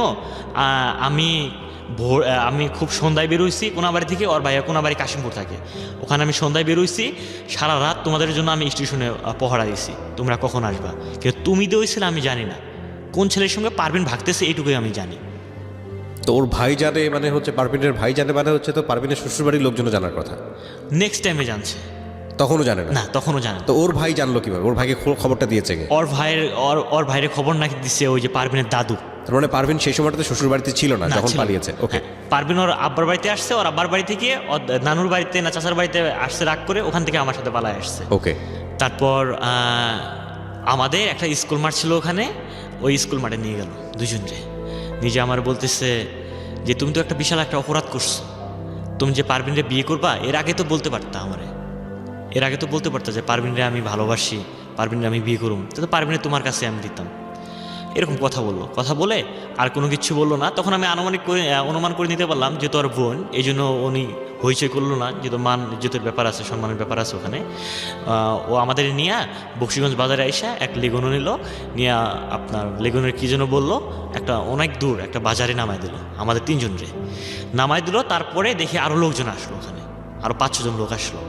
আসার পর আমার তবু আমার হাতটা পুরোটাই ছাড়া, আমার কোনো হাতটা ধরে নেই, তারা আমি ফ্রি ছিলাম, আমি সেই সময় খোলা ছিলাম। তারপর ওর খালুর বাসায় নিয়ে গেল, নিয়ে আর বলতেছে, আমার খালু বলতেছে যে ওরে বান্ধে, মানে আপনাকে বলছে বান্ধার জন্য? মানে পারভিনের ভাইরে বললো যে ওরে বান্দিক। এখন ওর ভাই আমার সঙ্গে প্রচুর রাগারাগি করতেছে, এবং রাগারাগি করে পারভিনরা অনেক মারধর করছে সেই সময়। পারভিনরাও অন্য রুমে নিয়ে অনেক মারধর করতেছে, পারভিন কাঁদতেছে, এটুকু আমি অনুমান করে নিতে পারলাম। এখন পারভিনের খালু আসে বলতেছে যে কি হয়েছে। এখন পারভিনের খালু আসে আমাকে প্রথম প্রশ্ন করছে যে তুমি কী করো? আমি জব করি। কোথায়? প্রাণ কোম্পানিতে জব করি। কী হয়েছে? তুমি তো বের করে নিয়ে আসছো মেয়েরে, তাহলে মেয়েরে বিয়ে করতে হবে। পরে সব কিছু বিয়ের কাগজপত্র সব রেডি করছে। আচ্ছা। করার পর বিয়ে পড়ানো শুরু করছে। আমি তো অনুমতি দিচ্ছি ঘুমানোর আগে যে আপনারা যা করবেন তা। ওকে। তারপর আমি অলরেডি বিয়ে করি। বিয়ে করার সময় কাজী সাহেব একটা প্রশ্ন করে, আমার সার্টিফিকেটের বয়স ছিল সেই সময় 17 বছর, 18 বছরের নিচে, মানে 16 বছর 17 বছরের কাছাকাছি বয়সটা সেই সময় আমার। তখন কাজী সাহেব আমার বললো যে তুমি এখানে লেখো আমার বয়স 22 বছর, ওই যে একটা মূল কাগজে। আচ্ছা। যে এখানে লেখো আমার বয়স 22 বছর। পরে লিখলাম আমি আমার বয়স 22 বছর। আমার বলতেছি তোমার ছবি আছে তোমার কাছে? আমার কাছে তো অলরেডি ছবি থাকতো, সত্যিটা করা ছবি থাকতো, কারণ আমি বিভিন্ন চাকরিতে যদি অ্যাপ্লাই করতাম আমার ছবিগুলো লাগতো। জি। তারপর আমি ছবি দিলাম, 2 কপি ছবি দিলাম। তারপর বিয়ের কাজ শেষ হলো, সম্পূর্ণ হলো। তারপর আমি ওই রাতটা ওখানেই ছিলাম, ওদের খালুর বাসায় ছিলাম। সকালবেলা আমার ফোন দিছে, পারভিনের দ্বারা ফোন পাঠিয়ে দিছে। আমি ফোন কাছে পাইছি, ফোন অন করার সঙ্গে সঙ্গে আমার আম্মু আমার ফোন দিছে। আমার আম্মু তো ফোন দেয়নি, আমার মামা ফোন দিছে, ছোটো মামা, আর আপনার ছোটো মামা। ও ফোন দিচ্ছে, ও ফোন দিয়ে বলতেছে মামা আপনার কি খবর? আমি কি মামা সব তো কমপ্লিট হয়ে গেছে। কি কমপ্লিট হয়েছে? আমাকে বিয়ের কাজ কমপ্লিট হয়েছে। আমার মা শুনছে, আমার মা হাপিল হয়ে গেছে, মানে অজ্ঞান হয়ে গেছে, সেন্সার মাথায় নেই। তারপর ডাক্তার নাকি নিয়ে এসে স্যালাইন লাগাইছে। নেক্সট টাইমে যা জানলাম আমি, মামা আমারে বললো ফোন করে। তারপরে আমার নানা তখন আমার মারে বলতেছে নাকি যে ওই ছেলের দরকার নাই, ও নাতি ত্যায্যপত্র করলাম, তুই ওই ছেলে ত্যায্যপত্র কর, যে আমাদের কথা মানলো না, আমাদের এক মুহূর্ত ফোন দিল না দিয়ে ও একাই বিয়ে করছে, আমরা চলে যাই, ওই ছেলে আসে তুই বাদ দে। তখন নাকি আমার মা আমার নানারে কোনো কিচ্ছু বলে নেই ভাইয়া। এখানে আসলে আমার অনেক কান্না আসে এই কথাটা যখন আমার স্মরণ হয়। আমার মা শুধু সেলাইন অবস্থায় বলছে যে আমি এই সব কিছু বাদ দিলাম, আমার ছেলেরা অনেক দিন থেকে আমি দেখি না, শুধু আমার ছেলেরা আমি একটা নজর দেখে আমি চলে যাব, মানে সেলাইন লাগানো অবস্থায় বলতেছে। আর নানা বলতেছে যে ওই ছেলেকে তুই ত্যায্যপুত্র কর। আমার মা শুধু এই কথাটাই বলছে, কথা বলে আমার মা হাফিল হয়েছে, আর কথা বলতে পারে না সেলাইন লাগানো অবস্থায়। তারপর আমার মামা আবার ফোন দিছে, দিয়ে বলতেছে যে আপনার মা এরকম শুরু করছে, তোমার মুখ দেখতে চাইছে, তুমি তাড়াতাড়ি তোমার ওয়াইফরে নিয়ে তুমি বিকালে চলে আসো, এভাবে বলতেছে। পরে আমি বিকালে পারভিনের খালুর বাড়ি থেকে, পারভিনের ভাই ছিল বড় ভাই, ও সহ আমি সহ, পরে ওই নানুর বাড়িতে গেলাম। মা যা দেখি ভাইয়া, মানে অনেক অসুস্থ, সেলাইন লাগানো অবস্থা। আমার তো চোখ থেকে পানি বেরোচ্ছে তখন মা যে শুনছে যে আমি আসছি, মা সেলাইন খুলে আমার জড়ায় ধরছে যে তোর কতদিন থেকে দেখি না, আমি যে বিয়ে করছি এইসব, মানে মার কোনো সেন্সে কাজ করতেছে না। বলতেছে তোর আর কতদিন থেকে দেখি না, তোর মুখ শুকায় গেছে, তুই অনেক ছিলি, তোর মুখ কালো হয়ে গেছে, মানে অনেক কথা বলতেছে, আর আমার চাপায় ধরছে। মানে আমি তো বিয়ে করছি, মা এই কথা বলতেছে না, শুধু মা মানে আমার কথাই বলতেছে শুধু। তারপর মারা জড়ায় ধরে আমিও কাঁদলাম। পরে মা অনেক কাঁদাকাঁদি করলো, কাঁদাকাঁদি পরে নানু আমার এক রুমে ডাইখা নিয়ে গেল। নানু আমার বলতেছে যে বিয়েজন করছস, ভালো কাজ করছস, তোর শ্বশুরবাড়িতে 2-3 দিন থাকি আমার বাড়িতে চলে আসিস। আমার নানু আমার এই কথা বললো। আমি বললাম আচ্ছা ঠিক আছে। পরে মা যাইতে চায় না, পরে নানু মারে নিয়ে গেছে, মামারা ছিল সেলাইন লাগানো অবস্থায়, সেলাইন সহ নিয়ে গেছে যে এক মুহূর্তে এখানে থাকবো না, যদি থাকে আরও ফিট হয়ে যাবো, এগুলো দেখবো আরও ফিট হয়ে যাবো। কারণ পারভিনের বাড়ি ছিল ওই নানুর বাড়ির সাথে প্রায়। তারপরে মারে স্যালাইন অবস্থায় গাড়িতে নিয়ে যায়। আমি 2-3 দিন আমার শ্বশুর বাড়িতে থাকি। থাকার পর আমি আবার আমার নানুর বাড়িতে চলে যাই। আমার আপন বাড়িতে যাই না, আর ওদিকে যাই না, আমার নানুর বাড়িতে যাই। ওখানে আমার আব্বা তো ঢাকায়, জি, তখন আমার আব্বা ঢাকায়। আমার মা চলে আসে আমার নানুর বাড়িতে। আসার পর সব মামারা বসে আমারে বলতেছে, তুই যদি ওই মেরে নিয়ে খাস তাহলে তোরে আমরা আজ থেকে ত্যায্যপুত্র করব, আর তুই যদি ওই মেরে ভুলাই যাস তাহলে যে কোনো বিনিময়ের কারণে হোক আমরা ওই মেরে রাখবো না। এটা হচ্ছে আমার ফ্যামিলির কথা, আমার ফ্যামিলি বলতেছে। ওকে।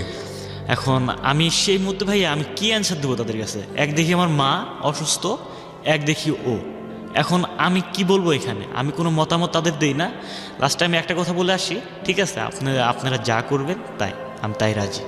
এই কথা বললে আমি তারপরের দিনে আমার শ্বশুরবাড়িতে চলে আসি। মানে আপনি পারভিনের ওখানে চলে আসলেন? পারভিনের ওখানে আসি। আসার পর ওখানে আমি আরও 2 দিন থাকি পারভিনের সাথে? হ্যাঁ, পারভিনের সঙ্গে থাকি। তারপর ওখানে আমি আরও 2 দিন থাকি। থাকার পর আমি ঢাকায় চলে আসি। ওখান থেকে আমার শ্বশুরবাড়ি থেকেই আমি ঢাকায় চলে আসি। ঢাকায় চলে আসার পর ওই পারভিন সহ আমার কন্টিনিউ ফোনে কথা হয়। এভাবে প্রায় আমাদের 2-3 মাস চলে যায়। চলার পর একদিন হঠাৎ করে আমার শ্বশুর আব্বা মারা যায়।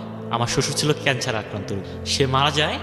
আমি আবার আমার মারে ফোন দিই, তখন আমি চৌরাস্তায়।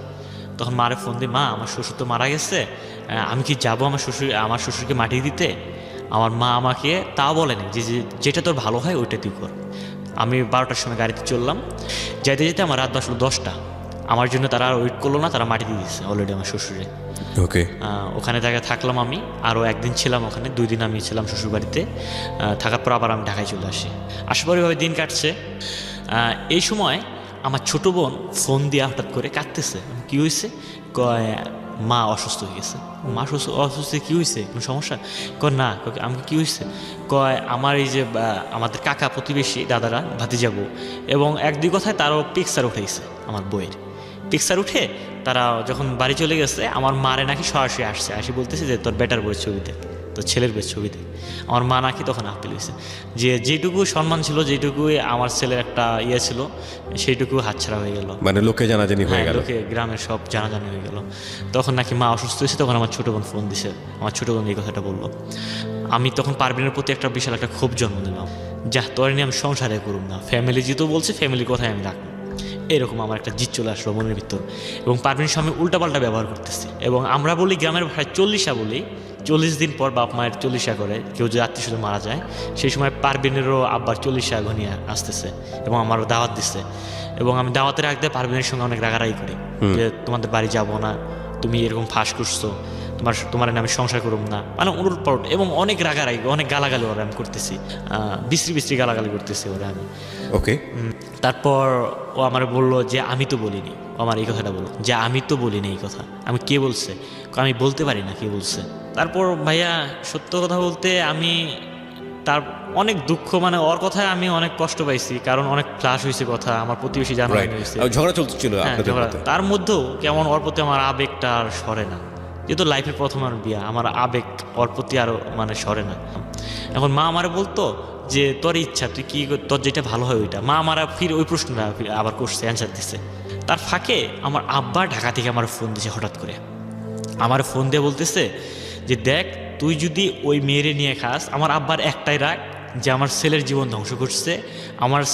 আমার ইচ্ছে ছিল ডিপার্টমেন্টে চাকরি করবো, আমার ইচ্ছে ছিল, আমার ফ্যামিলির ইচ্ছা ছিল। তখন আব্বার এটা রাগ কাজ করছে যে ওই মেয়েরে নিয়ে খাবো না, তুই ওই মেয়েটা যদি ঘর সংসার করস তাহলে তোর মারে 1 কাপ আমি বিষ খাবো, আমি 1 কাপ বিষ খাবো, আমরা মারা যাবো, তুই তোর ত্যায্যপুত্র করলাম, তুই তোর বউরে নিয়ে তুই থাকিস, তোর সাথে আমার কোনো যোগাযোগ নেই। কে বলেছে কথাটা? এটা আমার আব্বা আমার বললো, একদম ডিরেক্টলি আপনার সামনে বলেছে? না, এটা ফোনে আমার বললো কথাগুলো। মেয়েটার প্রতি ক্ষোভ ছিল কেন? হ্যাঁ, ক্ষোভ ছিল, মানে একটাই ক্ষোভ কাজ করছে যে এভাবে বিয়ে দেওয়ার কারণে। হ্যাঁ, এবং বিয়ে দিছে জোর করে, প্লাস চান্স দিছিল কিন্তু একটা ওই মেয়ের, যেহেতু কাগজপত্র গোপন রাখছে, এ পাকে ছেলে একটা চাকরি, মানে ফ্ল্যাশ আউট না করতে। আরো গ্রামের যে লোকজন জানাজানি হলো। তারপর আমি কোনো কিছু বললাম না, আমি আব্বা ফোন কাইটা দিল। তারপর আমার মা আমার ফোন দিছে যে তোর আব্বা তো বাড়ি চলে আসছে, আব্বা ফির বাড়ি চলে গেছে, তোর আব্বা তো বাড়ি চলে আসছে, মানসিক টেনশনে আছে, তুই বাড়িতে আসিস। আমি তো বাড়িতে যাইতে পারবো না, আমি তো চাকরি করতেছি, এখানে সমস্যা, ছুটি দেয় না। তারপর আব্বা ফির 2 দিন পর আবার ফোন দিছে, দিয়ে আবার কাটাকাটি করতেছে যে তুই বিশ্বাস করস না যে আমরা বিষ খাবো, আসলে বিষ খাবো, এইভাবে কথা বলতেছে। তারপর নানা কাছে ছিল, নানাও বলতেছে যে আসলে তোর আব্বা খুবই মানসিক টেনশনে আছে, মানে আরও মামাও ফোন দিচ্ছে যে সবাই আমার বলতেছে। আপনার বোন কয়টা? আমার বোন একটাই। মানে আপনারা এক ভাই এক বোন, পুরো পরিবারের দায়িত্ব ইনফ্যাক্ট আপনার উপরে। হ্যাঁ। তারপর আমি ভাই কি সিদ্ধান্ত সেই সময় নেব, একদিকে বাবা মা, একদিকে হচ্ছে আমার বউ। এখন আমি সেই সময় কোনো সিদ্ধান্ত না খুঁজে পেয়ে আমি আব্বারে বললাম ঠিক আছে আপনারা যা বলবেন আমি তাই রাজি আছি। তারপর আমার আব্বা আমার বললো যে ঠিক আছে তোর আমি রাত্রে ফোন দিচ্ছি, কারেক্ট রাত 9টার সময় ফোন দেবার বলতেছে যে আমি যা যা বলবো এইগুলো তুই কান পাইতে শুনে রাখ এবং মুখস্থ করবি, এক কথা বারবার তুই ট্রাই করবি। আমার আব্বা আমার বলতেছে। ওকে। আমাকে বলেন কী করবো, একটা নাটক করতে হবে। আমার বলতেছে যে একটা নাটক করতে হবে। আমাকে কী নাটক বলেন, এই নাটকের তুই মূল নায়ক থাকবি তুই। আমাকে বলেন হ্যাঁ করব। আমার বলতেছে যে তুই ঢাকা থেকে তোর শ্বশুরবাড়িতে ডাইরেক্ট চলে যাবি, তোর শ্বশুরবাড়িতে চলে যাবি, তুই যা তোর বউরে বলবি যে আমার চাকরি হয়েছে, 4 লাখ টাকা লাগে, 4 লাখ টাকা লাগে, শিখাই দিল যে 4 লাখ টাকা লাগে, তোমার 2 লাখ টাকা লাগবো, আমাকে 2 লাখ টাকা। এই 4 লাখ টাকা হলে তাও তোমার আমি ফ্যামিলিতে উঠাই দিতে পারবো। তখন তো তোর ফ্যামিলি বলবো, ও তো বলবো যে এই মুহূর্তে সম্ভব না, কারণ ওর আব্বা মারা গেছে, ওদের দরিদ্র ফ্যামিলি। তো তুই বলবি কি? ওর ফ্যামিলিতে তো ভাই বোন কয়জন ছিল? দুই বোন এক ভাই। মানে এক ভাই তো মানে বড়? হ্যাঁ হ্যাঁ, ওই ভাই বড়, কিন্তু ওই ভাইটা সৎ ভাই। তারা সৎ ভাই? হ্যাঁ, ওর আব্বা 2টা বিয়ে করছে, ওই মা মারা যাওয়ার পর তখন পারভিনের মারে বিয়ে করছে। আচ্ছা, তো এরা ছিল একই মায়ের পেটে 2 বোন? হ্যাঁ 2 বোন। ওকে। তারপর বলেন তারপর কি করব? তারপর তোর বউরে বলবি, তোর বউ যখন টাকা দিতে পারবো না তখন তোর বউরে বলবি চলো নানুর বাড়িতে যাই, নানুর বাড়িতে যা, আব্বা আসছে বাড়িতে, মা আসছে, তাহলে নানুর দ্বারাই মারে ফোন দেওয়ামো, আব্বারে ফোন দেওয়ামো যে আব্বা মা আসবো, তখন দুজনে হাত পা ধরবো।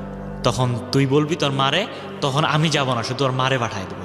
তোর মার হাত পা ধরবি যে মা আপনি সব কিছু, আমার চাকরি হয়েছে, আমি ছোট্ট একটা ভুল করছি, ঠিক আছে পারভিনের বিয়ে করছি, এটা ভুল ধরা চলে, কিন্তু এরপরও আমি প্রতিষ্ঠিত হতে যাচ্ছি, আমার চাকরি হয়েছে, আমার 4 লাখ টাকা লাগে, আমার টাকাটা দিলে আমার চাকরি হয়ে যাবো, সরকারি চাকরি, আমার চাকরি হয়ে যাবো, আমার টাকাটা দরকার। তখন তোর মা বলবো কি যে আমার কাছে তো টাকা নাই, তোর আব্বা তো রাগারাগি করে আসে নাই, তাহলে আমার ছোট্ট একটা জিনিস আছে, জমি আছে তোর নানার কাছে ভাগ পাবো, তোর নানার কাছে যা তুই। যখন তুই তোর নানার কাছে যাবি, তোর নানা বলবো যে ভাই এই মুহূর্তে আমার কাছে টাকা পয়সা নাই, তাহলে আমার কুড়িগ্রাম একটা ভাই আছে, ওই ভাইয়ের কাছে টাকা আছে, তাহলে ওর কাছে গেলে টাকা আমরা পাবো। এ হচ্ছে প্ল্যানিং। আর তারপর তোরা যখন কুড়িগ্রাম পার হবি, হওয়ার পর ওখানে তোরা যে কাগজটা দেবো টাকার স্ট্যাম্প, ওটা হচ্ছে ডিপোজিট স্ট্যাম্প। ওটা হচ্ছে আমার আব্বার কথা। এইটা যদি এক মুহূর্ত যদি তুই ভুল করস, তাহলে আজ থেকে মনে করবি তোর আব্বা আমি না, তোর মা নেই, তুই একাই তোর বউরে নিয়ে থাকবি, ত্যায্যপুত্র তোর করলাম। এবং যে কোনো মতি শুনবি তোর আব্বা তোর মা মারা গেছে, লাস্ট কথা এই কথা বলে আমার আব্বা কাঁদতেছে। পরে ফোন কাইটা দিল। আমি ওই বছর তার পরের দিন, এটা হচ্ছে আপনার বৈশাখী মেলা যেদিন। আপনার সঙ্গে আপনার ওয়াইফের সম্পর্ক এখন কেমন? হ্যাঁ ভালোই, তখন খুব ভালো সম্পর্ক। চিন্তা করে দেখবেন ওর ওয়াইফের জায়গাটা থেকেও কিন্তু একটা ভয়াবহ রকম পরিস্থিতি, কারণ বাবা মারা গেছে, ওদের পরিবারে কিন্তু আর্নিং করার মতো কেউ নাই, ওরা 2 বোন, এবং ওর ভাই সৎ হলো, কিন্তু ওর ভাই ওদের ফ্যামিলিটা পুরোটা মেনটেন করতো, ওর ভাই আপন পুরো সবাইকে মেনটেন করতো। আচ্ছা, তার মানে ভাইয়ের ওপর নির্ভর, যাই হোক না কেন বাবার ওপর নির্ভর আর ভাইয়ের ওপর নির্ভরের মধ্যে পার্থক্য আছে। আর এদিক থেকে হচ্ছে এর বাবা মায়ের একমাত্র কি বলা যেতে পারে সবে ধর নীলমণি হচ্ছে ও, এবং সেখানে বাবা মা ওকে যেভাবে ব্ল্যাকমেইল করবেই না বা কেন, তার পেছনে যথেষ্ট যুক্তিও আছে। দেখুন ওর জায়গা থেকে সিদ্ধান্ত নেওয়াটা কতটা কঠিন। গল্প সামনের দিকে এগোচ্ছে। তারপর আমি ওই পর্যায়ে, তারপর হচ্ছে আপনার বৈশাখী মাস, আমি চলে যাই বৈশাখীর দিনে, রাত্রে উঠি ওদের বাড়িতে। আমি ওরা বলি যে পারবেন তো চাকরি হয়েছে, তাহলে সকাল হলে আমারে বললো আমারে 2 লাখ টাকা দিতে, 2 লাখ টাকা সংগ্রহ করতে। আমরা 2 লাখ টাকা দেবো, 4 লাখ টাকা সংগ্রহ করলে আমার আব্বা আম্মা তোমার মেনে নেবো। ও তো আমার বলতেছে, ও কাতা শুরু করছে যে আমার কাছে টাকা নেই, ও আমারই কথা বলতেছে যে আমার কাছে টাকা নেই, আমার ফ্যামিলির তো জানো কী অবস্থা। আমি বললাম আচ্ছা ঠিক আছে, চিন্তা করার দরকার নাই, তাহলে সকালবেলা হলে তোমার সঙ্গে খাওয়া দাওয়া করে আমার নানুর বাড়ি চলে যাবো, নানুর দ্বারাই মারে ফোন দামো, আব্বারে ফোন দামো, আব্বা মা আসলে আব্বা আমার হাত ধরে দুজনে টাকা দিয়ে করুন। এটা ছাড়া কোনো আর বুদ্ধি নেই। আমার 20 তারিখে টাকা জমা দেওয়া লাগবে, বৈশাখীর 1 তারিখে গেছি ওদের বাড়ির মধ্যে আমি। পরে ওই পর্যায়ে সকালবেলা হলো, খাওয়া দাওয়া করে চলে গেলাম। তার মধ্যেও এখানে একটা কথা আছে, পারভিনের আম্মা ভয় পাচ্ছিল, মানে পারভিনরে হঠাৎ করে ফ্যামিলি চাচ্ছে, পারভিনের না জানে কি করে, এরকম চিন্তাভাবনা আমার শাশুড়ির মাথার মধ্যে ঢুকলো। ঢোকার পর আমার বলতেছে যে পারভিনরে দিতে পারি, একটা শর্ত আছে, আমারে বলতেছে, আমি কি শর্ত? যে তোমার ফ্যামিলির যে কোনো একজন আসতে হবে, আমারে বলতেছে।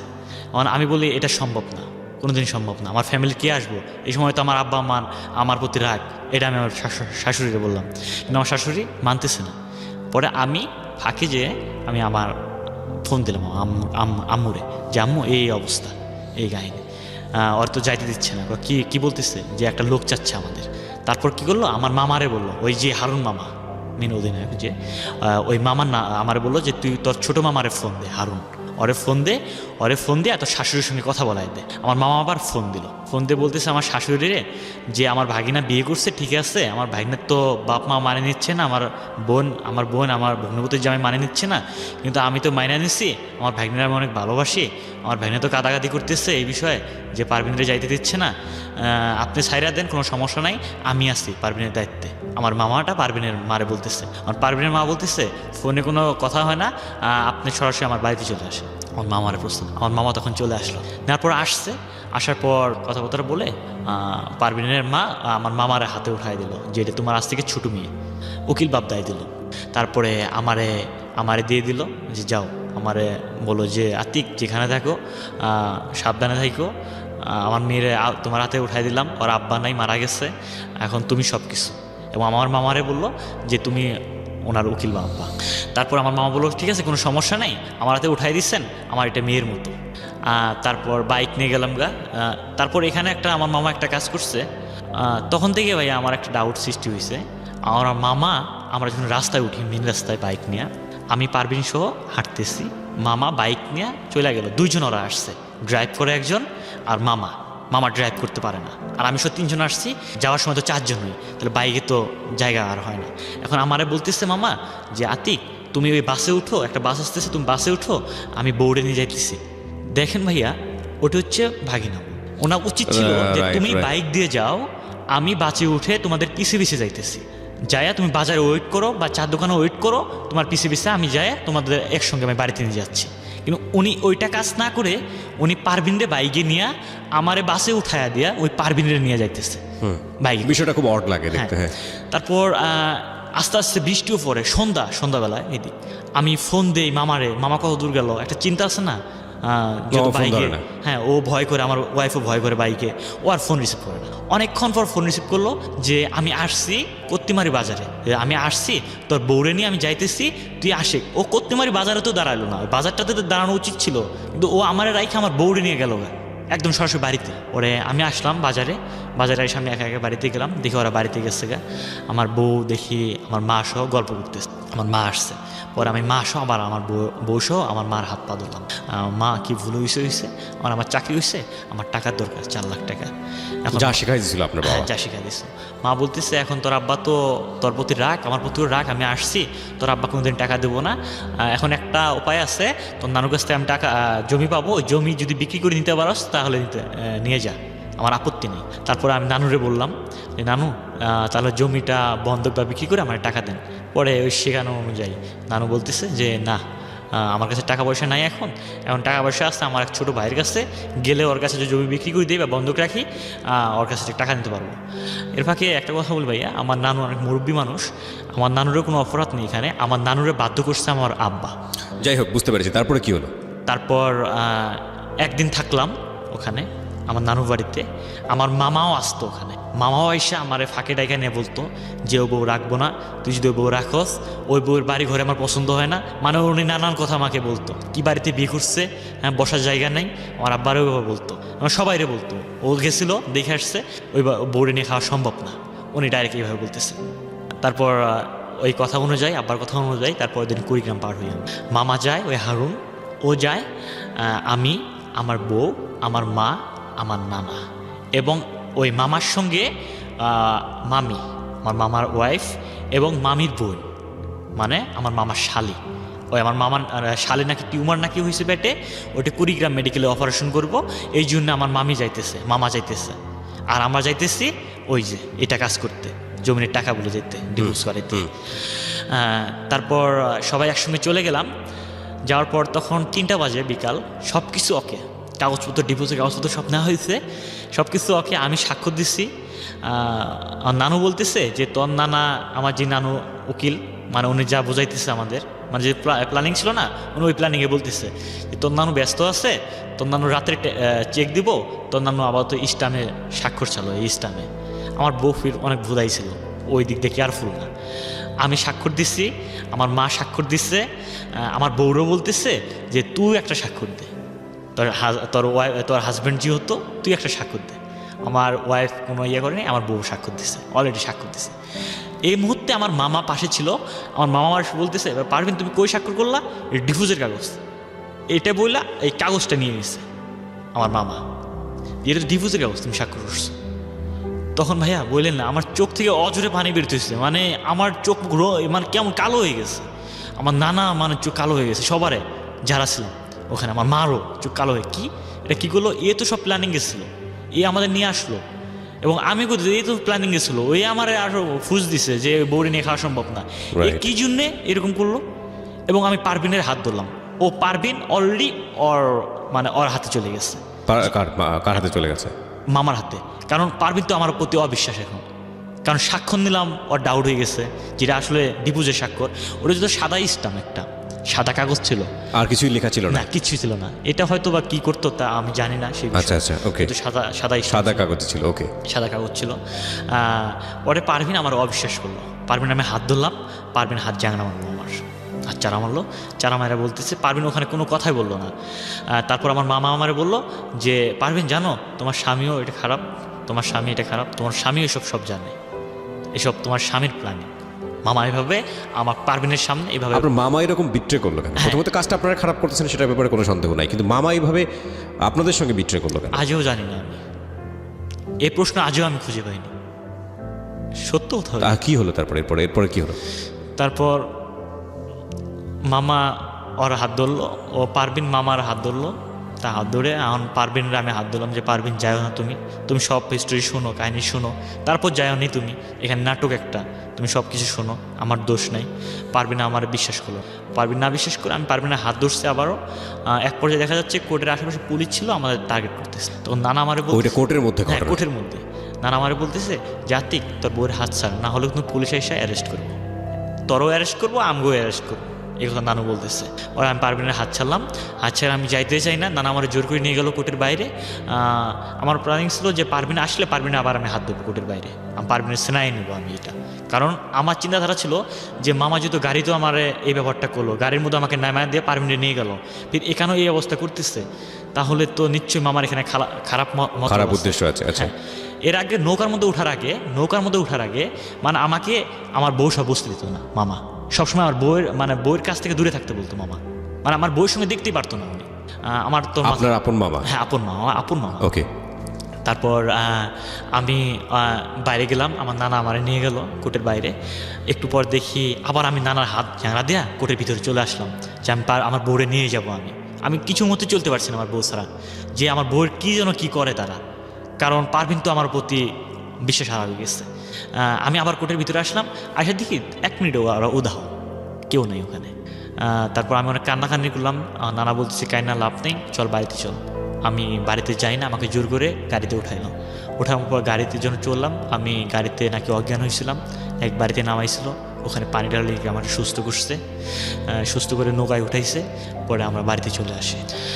রাতটা কাটলো কোনো রকম, কাটার পর আমি মানসিক টেনশন আমার শুরু হলো, আমি মানে ঠিক থাকতে পারছি না সেই মুহূর্তটা। আমি আমার নানারে বললাম যে আমি ঢাকায় চলে আসবো, মানে আমার বাড়িতে আমার একদম মন টিকছে না যে আমি ঢাকায় চলে আসবো। আমি এর ফাঁকে পারভিনের আব্বা আম্মাও শুনছে এই কাহিনী। পারভিনের আব্বা আম্মা কার দ্বারাই, আব্বা আম্মা তো না, পারভিনের মা। হ্যাঁ, পারভিনের মা শুনছে, পারভিনের মা, ভাই, পারভিনের খালু সবাই জানছে যে ওই মামাই নাকি ফোন দিছে পারভিনদের বাড়ির মধ্যে, যে পারভিনের ডিভোর্স করাইতে নিয়ে আসছিল, পারভিন আমার কাছে এখন। ওই মামা বলছে যে পারভিন এখন আমার কাছে। এখন আমি তো ঢাকায় চলে আসলাম, আইসা তো আমি মানসিক টেনশনে ভুগতেছি। আমি চাকরি সব বাদ দিচ্ছি, অলরেডি মার্কেটে যাই না, চাকরি করি না, স্যারদের সাথে কথা বলি না, স্যারের সাথে আমি বলছি স্যার আমি মানসিক টেনশনে আছি, আমি চাকরি করতে পারব না এই সময়। আমি কোনা বাড়িতে থাকি, এ অবস্থায় 1-1.5 মাস প্রায় চলে যায়, 1 মাস চলে যায়, আমি অনেক ঋণপাতি হয়ে যাই, প্রায় 20-25 হাজার টাকা 30 হাজার টাকার মতো ঋণ হয়ে যায়। রুম ভাড়া, বাসা ভাড়া, নানান আগের দেনা ছিল, এগুলোতে অনেক আমি ঋণবাতি হয়ে যাই। তারপর আস্তে আস্তে মানে আমি আমার মনকে বুঝাইতে পারতেছি যে এই অবস্থা যদি চলতে থাকি তাহলে নেক্সট টাইম আমি ঢাকা শহরে আরও বিপদে পড়বো, কারণ চাকরি বাদ দিছি, ঋণবাতি করতেছি, পরে তো অবস্থা আমার খারাপ হয়ে যাবো। তাহলে আমাকে আবার তো মানসিক টেনশন নিয়ে আমার চাকরিটা করতে হবো। আমি আবার চাকরিতে জয়েন দিই। এর ফাঁকে পারভিনের সঙ্গে আমার কোনো 1 মাসের মতো কথা হয়নি। তারপরে পারভিনরে আমি নিজে ফোন দিই, পারভিন আমারে বলতেছে যে তুমি এই কাজটা করতে পারলা, আমারে সরাসরি বলতেছে। আমি বললাম পারভিন আমার কথা শোনো তুমি। আমি কয় তুমি কি বলবা বলো, তুমি তো বিশ্বাসঘাতক, আমাকে বলতেছে। আমাকে আমার কথা শোনো তুমি, একবার তো শুনবা। কি যে তোমার আমার ফ্যামিলি ডিভোর্স করতে নিয়ে গেছিলো সব সত্য, আমিও জানি, কিন্তু আমার প্ল্যানিংটা ছিল তোমাকে ডিভোর্স করাইলে আমি তোমার ডিভোর্স করলো, আমি ডিভোর্স মানে এটা মানতাম না। আমি নেক্সট টাইমে তোমাকে নিয়ে খেতাম। আমি যখন আমার ফ্যামিলি যখন একটা সেট হতো, ফ্যামিলি যখন মানে এগুলো সব দূর হতো চিন্তাভাবনা, তখন আমি আমার ফ্যামিলিরে বলতাম, আমি ফ্যামিলি দ্বারা আবার মীমাংসা করতাম। কিন্তু ফ্যামিলি আমি আব্বা একদিকে আমার এই কথা বলতেছে বিষ খাবো, তোমার এদিকে চাপ, আমি এই সময় কি করবো, তোমার দিক গেলে আমার আব্বা আম্মা শেষ, আর আমি যদি আব্বা আম্মার দিক যাই তাই তোমার এই অবস্থা। কিন্তু আমি এই সময় এই চিন্তাধারা মাথায় নেই, যদি এখন তোমায় ডিভোর্স করি আমি নেক্সট টাইমে আমি আবার চেষ্টা করতে পারবো। আমি এই কথা পারভিনকে বললাম। তখন আমার পারভিন আমার সাথে ভালোই কথা বললো, 2-1 দিন ভালোই কথা বললো আমার সঙ্গে। এবং আমি ওর ভাইদের সিয়াব কোনাবাড়ি থাকে আমার সম্বন্ধী ভাই, আমি কোনাবাড়িতে গেলাম কাশিমপুরে যেয়ে ভাই আমি রুমে এক মুহূর্ততে থাকতে পারি না, নিজে আমি থাকতে পারি না, শুধু মানসিক টেনশনটা উঠে এইটাই। মানে একটু যদি ব্যস্ততা সেরে নিজে যদি ফ্রি থাকি, সেই সময় ফ্রি সময় এগুলো ক্লিবিলি সবসময় করতো মাথায় যে এই অবস্থা এলোমেলোভাবে আছে, এবার মানুষের জীবন চলে। তারপর আমি ভাবলাম যে যদি সম্বন্ধের কাছে যাই তাহলে যে কোনো একটা ফয়সালা হতে পারে। আমার বড় সম্বন্ধে থাকে এখানে সিয়াব, পারভিনের ভাই। পরে সম্বন্ধের কাছে গেলাম, যে সম্বন্ধের সরাসরি হাত ধরলাম যে ভাইয়া আমি তো ভুল করছি, বড় একটা ভুল করছি, ফ্যামিলির চাপে পড়া, এখন দেখেন এই অবস্থা, ফ্যামিলি তো আমার এই বলছিল, আমি এই জন্য মানছি, আব্বা আমার বিষ খাইতে চাইছিল, এই জন্য সেই সময় কোনো আমি ডিসিশন নিতে পারিনি, এই ডিসিশনটা নিচ্ছি। কিন্তু এই সময় আমার মামা এইরকম করছে, আমার মামা আমাকে ফুস করছিল সেই সময়, বলছে ওই বোর্ডে নিয়ে খাস না, অমুক টমুক, এই বোর্ডে নিয়ে তোর ত্যায্যপত্র করবো। কিন্তু মামারা কী জন্য এরকম প্ল্যানিং করলো আমি নিজেও জানি না, কিন্তু আমি পারমিট নিয়ে আসলে খাবো, আমি এই জন্য আপনার কাছে আসছি। তখন সিয়াব ভাই কেমন যেন আমার প্রতি একটা মানে হলো, আচ্ছা ঠিক আছে তুমি কাল পরশু আবার যাও, তুমি থাকো আজকে, থাকা তুমি যাও, তুমি 3-4 দিন পর আবার আইসো আমার বাসায়। তারপর আমি ভাইয়ের কাছে একটা কথা বললাম যে ভাই একটাই রিকোয়েস্ট, আমার 3-4 দিন পর ওনার কথা অনুযায়ী আবার চলে যাই। যার পর বলতেছে ঠিক আছে, আমার মা মানে আমার শাশুড়ি, আমার মা অনেক রাগ, পারভিনও অনেক রাগ, তাহলে তোমাকে নিয়ে আমার বাড়িতে যাইতে হবে। এর ফাঁকে ভাই একটা কথা ভুলে গেছি আমি, মানে সিয়াব ভাই এর ফাঁকে 2 দিনের ফাঁকে সিয়াব ভাই বাড়িতে কথা বলছে, তাহলে আতিক যাইতেছে, আতিকের কাছে পারভিনরে উঠাই দিন আপনি, আতিককে পারভিন এখানে নিয়ে আসবো, এখানে বাসা দিয়ে দেবো, তাদের আমার কাছে রাখবো। এবং পারভিনের সঙ্গে আমার কথা হয়েছে, পারভিনও বলছে আচ্ছা ঠিক আছে তুমি আসো, এবং কাপড় চোপড় সব রেডি, মানে ও আমার যা বললো সব রেডি, যে তুমি আসো তোমার সঙ্গে আমি যাবো। ও অনেক খুশি, ঢাকায় আসবো প্রথমবারের মতো, এর আগে ঢাকায় আসে নাই, মানে কথা হলো অনেক। তারপরের দিন আবার ফোন দিচ্ছি যে তুমি খাইছো, আমি খাইছি কিনা তোমার জানার দরকার আছে। আমি কেন, আমি তো যাচ্ছি কাল পরশু। তোমাকে কি আসতে বলছে, আমার বাড়িতে তুমি আসবা না, তুমি কে, তুমি আমাকে ডিভোর্স করতে নিয়ে গেছিলা। আমি নেক্সট টাইমে জানতে পারলাম যে আমার মামা নাকি আবার ফুস করছে, আমার মামা নাকি বলছে পারভিনের মারে যে আমার ভাগ্নের হাতে যদি তোমার মেয়ে উঠাই দেন তাহলে ও ঢাকায় নিজে মেরে ফেলবো, ওখানে ওর আব্বা আছে, ওখানে ওর আরও মামারা আছে, ওর মামারা সব পারভিনের মায়েরা ফেলবো খালি রুমে, এরকম মানে ফুস করতো। তখন পারভিন চিন্তাধারা উল্টাই গেল, ওর মারও চিন্তাধারা উল্টাই গেল, উল্টে যে আমাকে এই যে নানান কথা বলছে যে আমি যাবো না। আমি আবারও সিয়াব্বার বাসায় আসলাম, ভাই এই অবস্থা। সিয়াব্বাই বললো আচ্ছা ঠিক আছে সমস্যা নেই, আমি কাল পরশু বাড়িতে যাবো, তুমি আমার সঙ্গে বাড়িতে যাবা। বাড়িতে গেলে সরাসরি কথা হলে একটা মাহাজন নেবো ওখানে, এবং আমি যেখানে স্বাক্ষর দিতে বলবো সেখানে তুমি স্বাক্ষর দেবা। আমি হ্যাঁ অবশ্যই, আপনি যেখানে দিয়ে বলবেন ওখানে আমি স্বাক্ষর দেবো, আমি ওখানে দেবো, মানে উনি স্ট্যাম্প করতো আমার মনে হয়। তারপর আমি বাড়িতে গেলাম ওদের সঙ্গে, আমার শাশুড়ি বাড়িতে গেলাম, আমার বউ আমার সঙ্গে কোনো কথা বললো না, কোনো কথা নেই, আমাকে দিয়ে খাওয়া দাওয়া করাইবো ওইরকম কোনো সিস্টেম নেই, মানে আমি একাই। সিয়াব ভাই তখন কই যেন গেল বেড়াইতে, আমাকে একাই রুমে রাখা, কোন যেন জায়গায় গেছে, কাজ ছিল ওনার। আমার সঙ্গে কেউ কথা বলে না, শুধু আমার শাশুড়ি মাঝে মাঝে কথা বলে, আমার বউ আমার সঙ্গে কথা বলে না। আমি একা আমার অনেক কষ্ট হচ্ছে, মানে আমার কেমন যেন খারাপ লাগতেছে যে আমার ফ্যামিলি যদি আমি ত্যাগ করতে পারি। আমার বউয়ের কাছে আসলাম, ফ্যামিলি কথা শুনতেছি না, বউয়ের কাছে আসতেছি, কিন্তু আমার বউ আমার সাথে এরকম করতেছে। তখন আমার কেমন যেন মানে মনে খারাপ লাগলো। আস্তে আস্তে সন্ধ্যা হলো, সিয়াব ভাই দেখি সেদিন আসলো না রাত হয়ে গেল।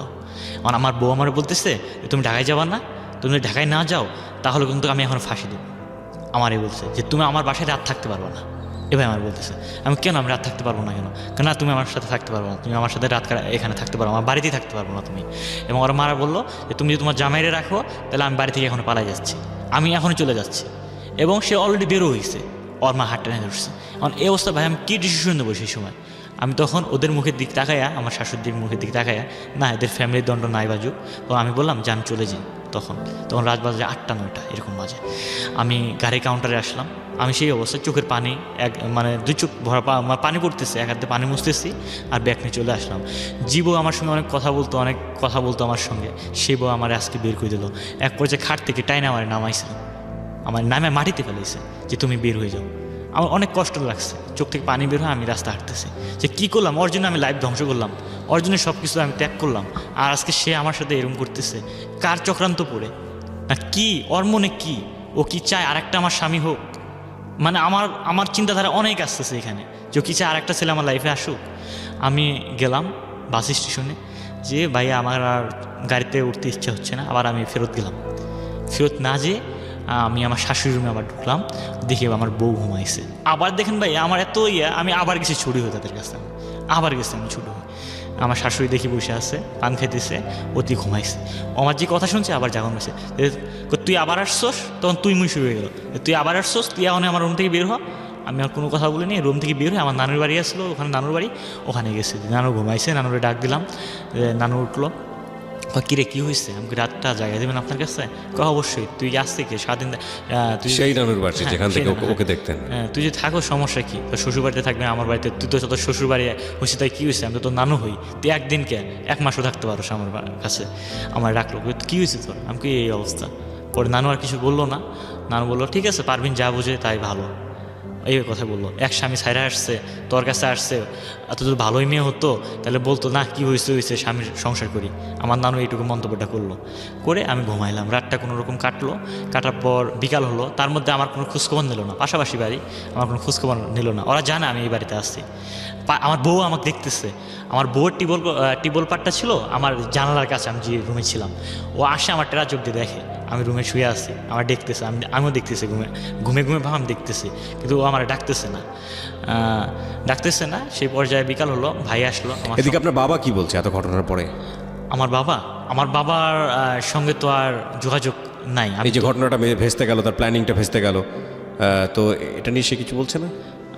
ভাইয়া সরি, কোন প্ল্যানিং ছিল যে তার ডিভোর্স করে দেবে, সে সাইন টেন করবে, কিছু তো হলো না শেষ পর্যন্ত। হ্যাঁ, তো বাবা কি বলতেছে এটা নিয়ে? এর পর্যায়ে আমি আমার আব্বা মারে, মানে আমি কিন্তু মানে কোনো আমার সেন্স কাজ করতেছে না যখন আমি কোনা বাড়িছিলাম, মানে আমি ফ্যামিলির সঙ্গে কথাবার্তা বলি না। আমি এক পর্যায়ে ভাই আমি সিগারেট খাওয়া শুরু করছি। আচ্ছা ওকে, মানে ওই সময়টা আপনার ফ্যামিলির সঙ্গে যোগাযোগ নেই? হ্যাঁ, তারপর আমার সম্বন্ধী ভাই আসলো, সম্বন্ধী ভাইরা আমি বললাম যে ভাই এই অবস্থা। আমার সম্বন্ধী ভাই আমার বউরে মারধর করলো যে তুই একটা স্বামীর সংসার নষ্ট করে আসছস, যা তোর শাশুড়ি ভুল করছে ঠিক আছে, তোর শাশুড়ি শ্বশুরে বুঝাইছেও, বুঝায় আসছে আবার তোরে নিয়ে ঢাকায় যাবো সাহস করে, তো তুই তো রাজি হওয়ার কথা, তুই রাজি হলি না কি জন্য? মারধর করলো, করে অভিমান করে ওর ভাই আমার ঢাকায় নিয়ে আসলো, আইসা আমার বললো কি যে আতিক যাও, এরকম মেয়ে কত পাওয়া যাবো। মানে ওর ভাই আমার মানে কেমন একটা করলো, মানে ওর ফ্যামিলিতে রাগ করলো, করে ওর ভাই গেলো কাশিমপুর, আমি কোনাবাড়ি চলে আসলাম। আসার পর এইভাবে দিন কাটে। পারবিনের সঙ্গে আবার ফোন দিয়ে, আমি ডাইরেক্ট ফোনে কথা বলে না, ফোন দিয়া ও চুপ করে থাকে, আমি কথা বলি, এবং আমার সাথে রাগারাগি করে, তুই ফোন দিচ্ছ স্কিল লাই, আমার এইভাবে মানে অনেক বকাবকি করে। আমি বলতেছি যে দেখো তোমার আমি সারা বাসন না। পরে নেক্সট টাইমে ওর ভাই কী করলো যে আতিক, ওর মা আমার বলতেছে যে আতিক শোনো, তোমার ফ্যামিলিরে ডাক দাও তুমি, আমার বলতেছে। এবং আমি ফ্যামিলিরে সব কিছু বুঝাইছি, আমার কাকারে, জ্যাডারে, আমার আব্বারে, আমার নানারে, সব কিছু আমার মারেও বলছি। এবং ওনারা জানে ভালো করে যে যদি আতিক যদি এই অবস্থায় থাকে তাহলে আমার ছেলে আমি হারাবো, মানে আমার ছেলে ধীরে ধীরে এমন অবস্থায় যাচ্ছে। এবং এতে আমার আব্বা মা সব রাজি হয়ে গেছে। আমার বাবা মা বললো কি আচ্ছা ঠিক আছে, তো যেটা হয় ভালো, আমরা যা রাজি, তো শ্বশুর বাড়ি যাবো আমরা। কোনো আচ্ছা ঠিক আছে, একটা ডেট নিয়ে ওই ডেটে আমরা চলে আসি ওদের বাড়িতে। এবং মেয়ে সরাসরি আমারে বলে যে আমি তোমার সংসার করুম না, সরাসরি ভাই বলতেছে আমি তোমার সংসার করুম না। এখন ওই সময় আমার মামাও দেখে আসলো, আমার ছোটো মামা, আমার ছোটো মামাদের আসছে, আমাদের সাথে কোনো কথা নাই ওদের পক্ষে, মানে ওদের সাপোর্ট, ওই যে আমার পারভিন দে তার আব্বা দিল, তাই জি। আপনার উকিল আব্বা দিল, এই জন্যে পারভিনের সাপোর্ট। আমার আপন মামা হয়ে তার আপন আব্বা আসছে, আপন বোন আসছে, আপন ভাগিনা আসছে, সেই বিধায় আমাদের সাথে কথা না বলে তাদের কথা আপন বাবা তো নেই, বাবা তো মারা গেছে। না, ওই যে আমার মামা, আমার নানা আসছে না ওখানে, ওকে, তাহলে আমার বুঝতে পেরেছি, হ্যাঁ, মামার হ্যাঁ, আপন আব্বা, ঠিক আছে, হ্যাঁ। সে আমাদের পক্ষে না হয় তাদের পক্ষে হচ্ছে। এবং এক পর্যায়ে আপনার ওখানে অনেক লোক ছিল, মাতাব্বর লোক ছিল, তারা বলতেছে ঠিক আছে আমাদের 1 মাস সময় দাও, 1 মাস সময়ের মধ্যে যে কোনো আমরা ডিসিশন করে দেবো। 1 মাসকে 2-3 মাস চলে যায়, তাও তারা মানে কোনো বসে না, বৈঠক না। এখানে কিন্তু আমি পাগলের মতো হয়ে গেছি প্রায়, আমি মানে কেমন হয়ে গেছি, ফ্যামিলির সঙ্গে যোগাযোগ নেই, আমার ফ্যামিলি আরও চিন্তায় পড়ে গেছে, যেটা মীমাংসা না করলে আমার ছেলের আমি হারামো। একবার ওরা এটা চিন্তা করে সারাক্ষণ। এখন আমি পারভিনের বলে কি হলো, তুমি 1 মাস সময় নিলা, কী করতেছো? কয় দেরি আছে, আরও দেরি আছে। যেদিন তোমার ডাকবো সেদিন তুমি আসবা, আমার এইভাবে বলতেছে।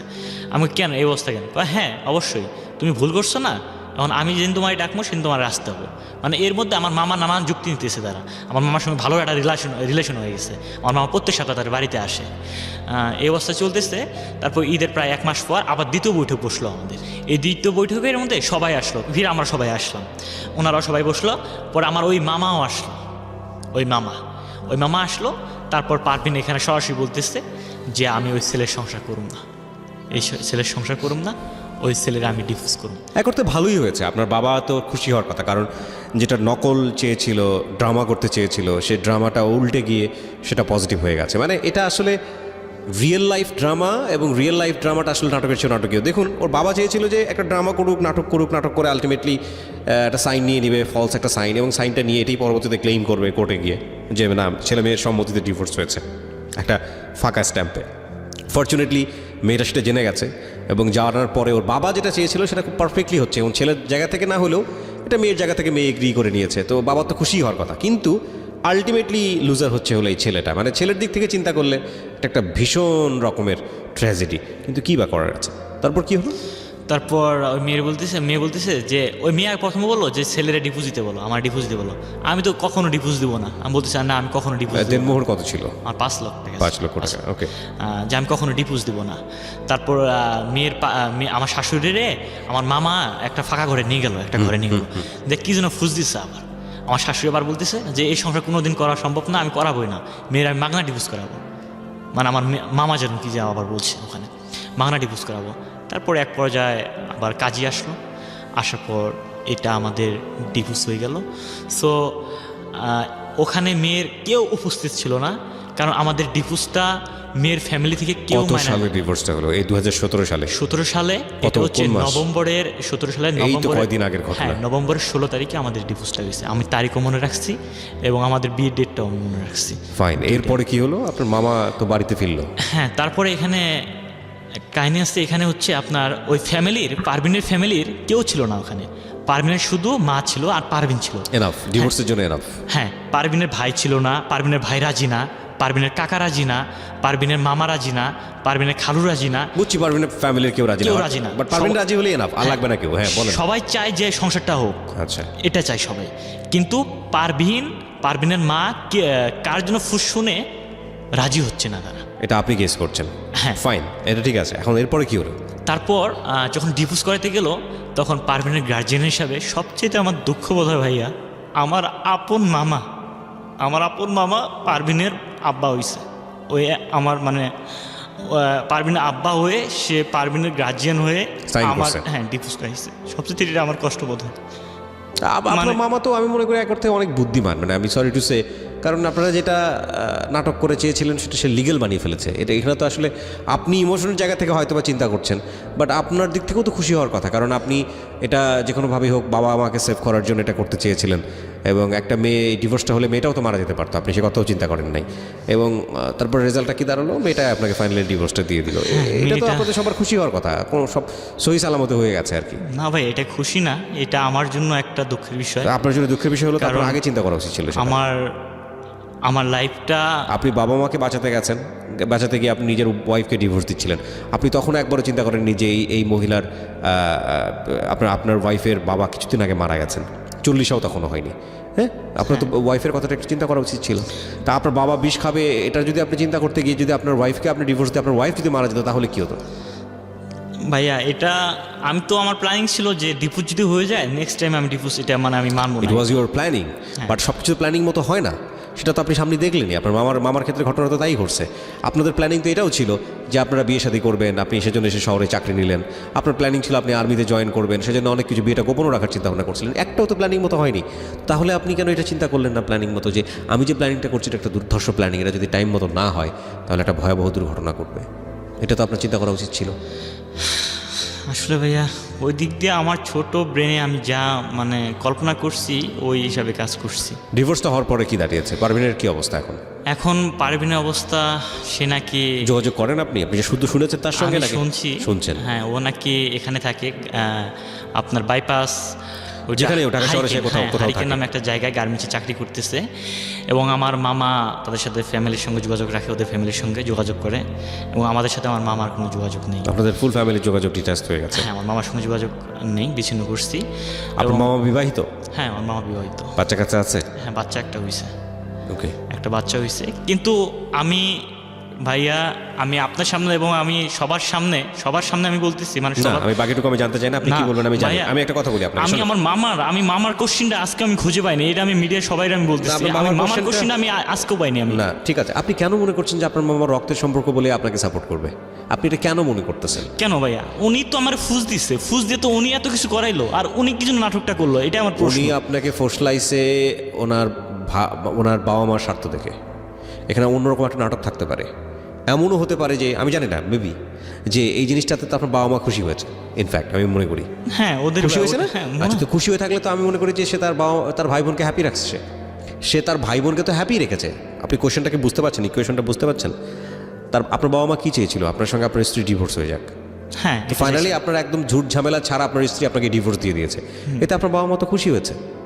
এখন আপনি সন্তান হিসেবে কষ্টে আছেন, সেটার জন্য হয়তো বাবা মা কষ্ট পায়, কিন্তু যখন বিষয়টা এরকম হয়ে যাচ্ছিল, বাবা বলছিল যে বিষ খেয়ে ফেলবো, তুই বিশ্বাস করতেছিস না, তো সেই বাবার তো খুশি হওয়ার কথা, সেই মার তো খুশি হওয়ার কথা।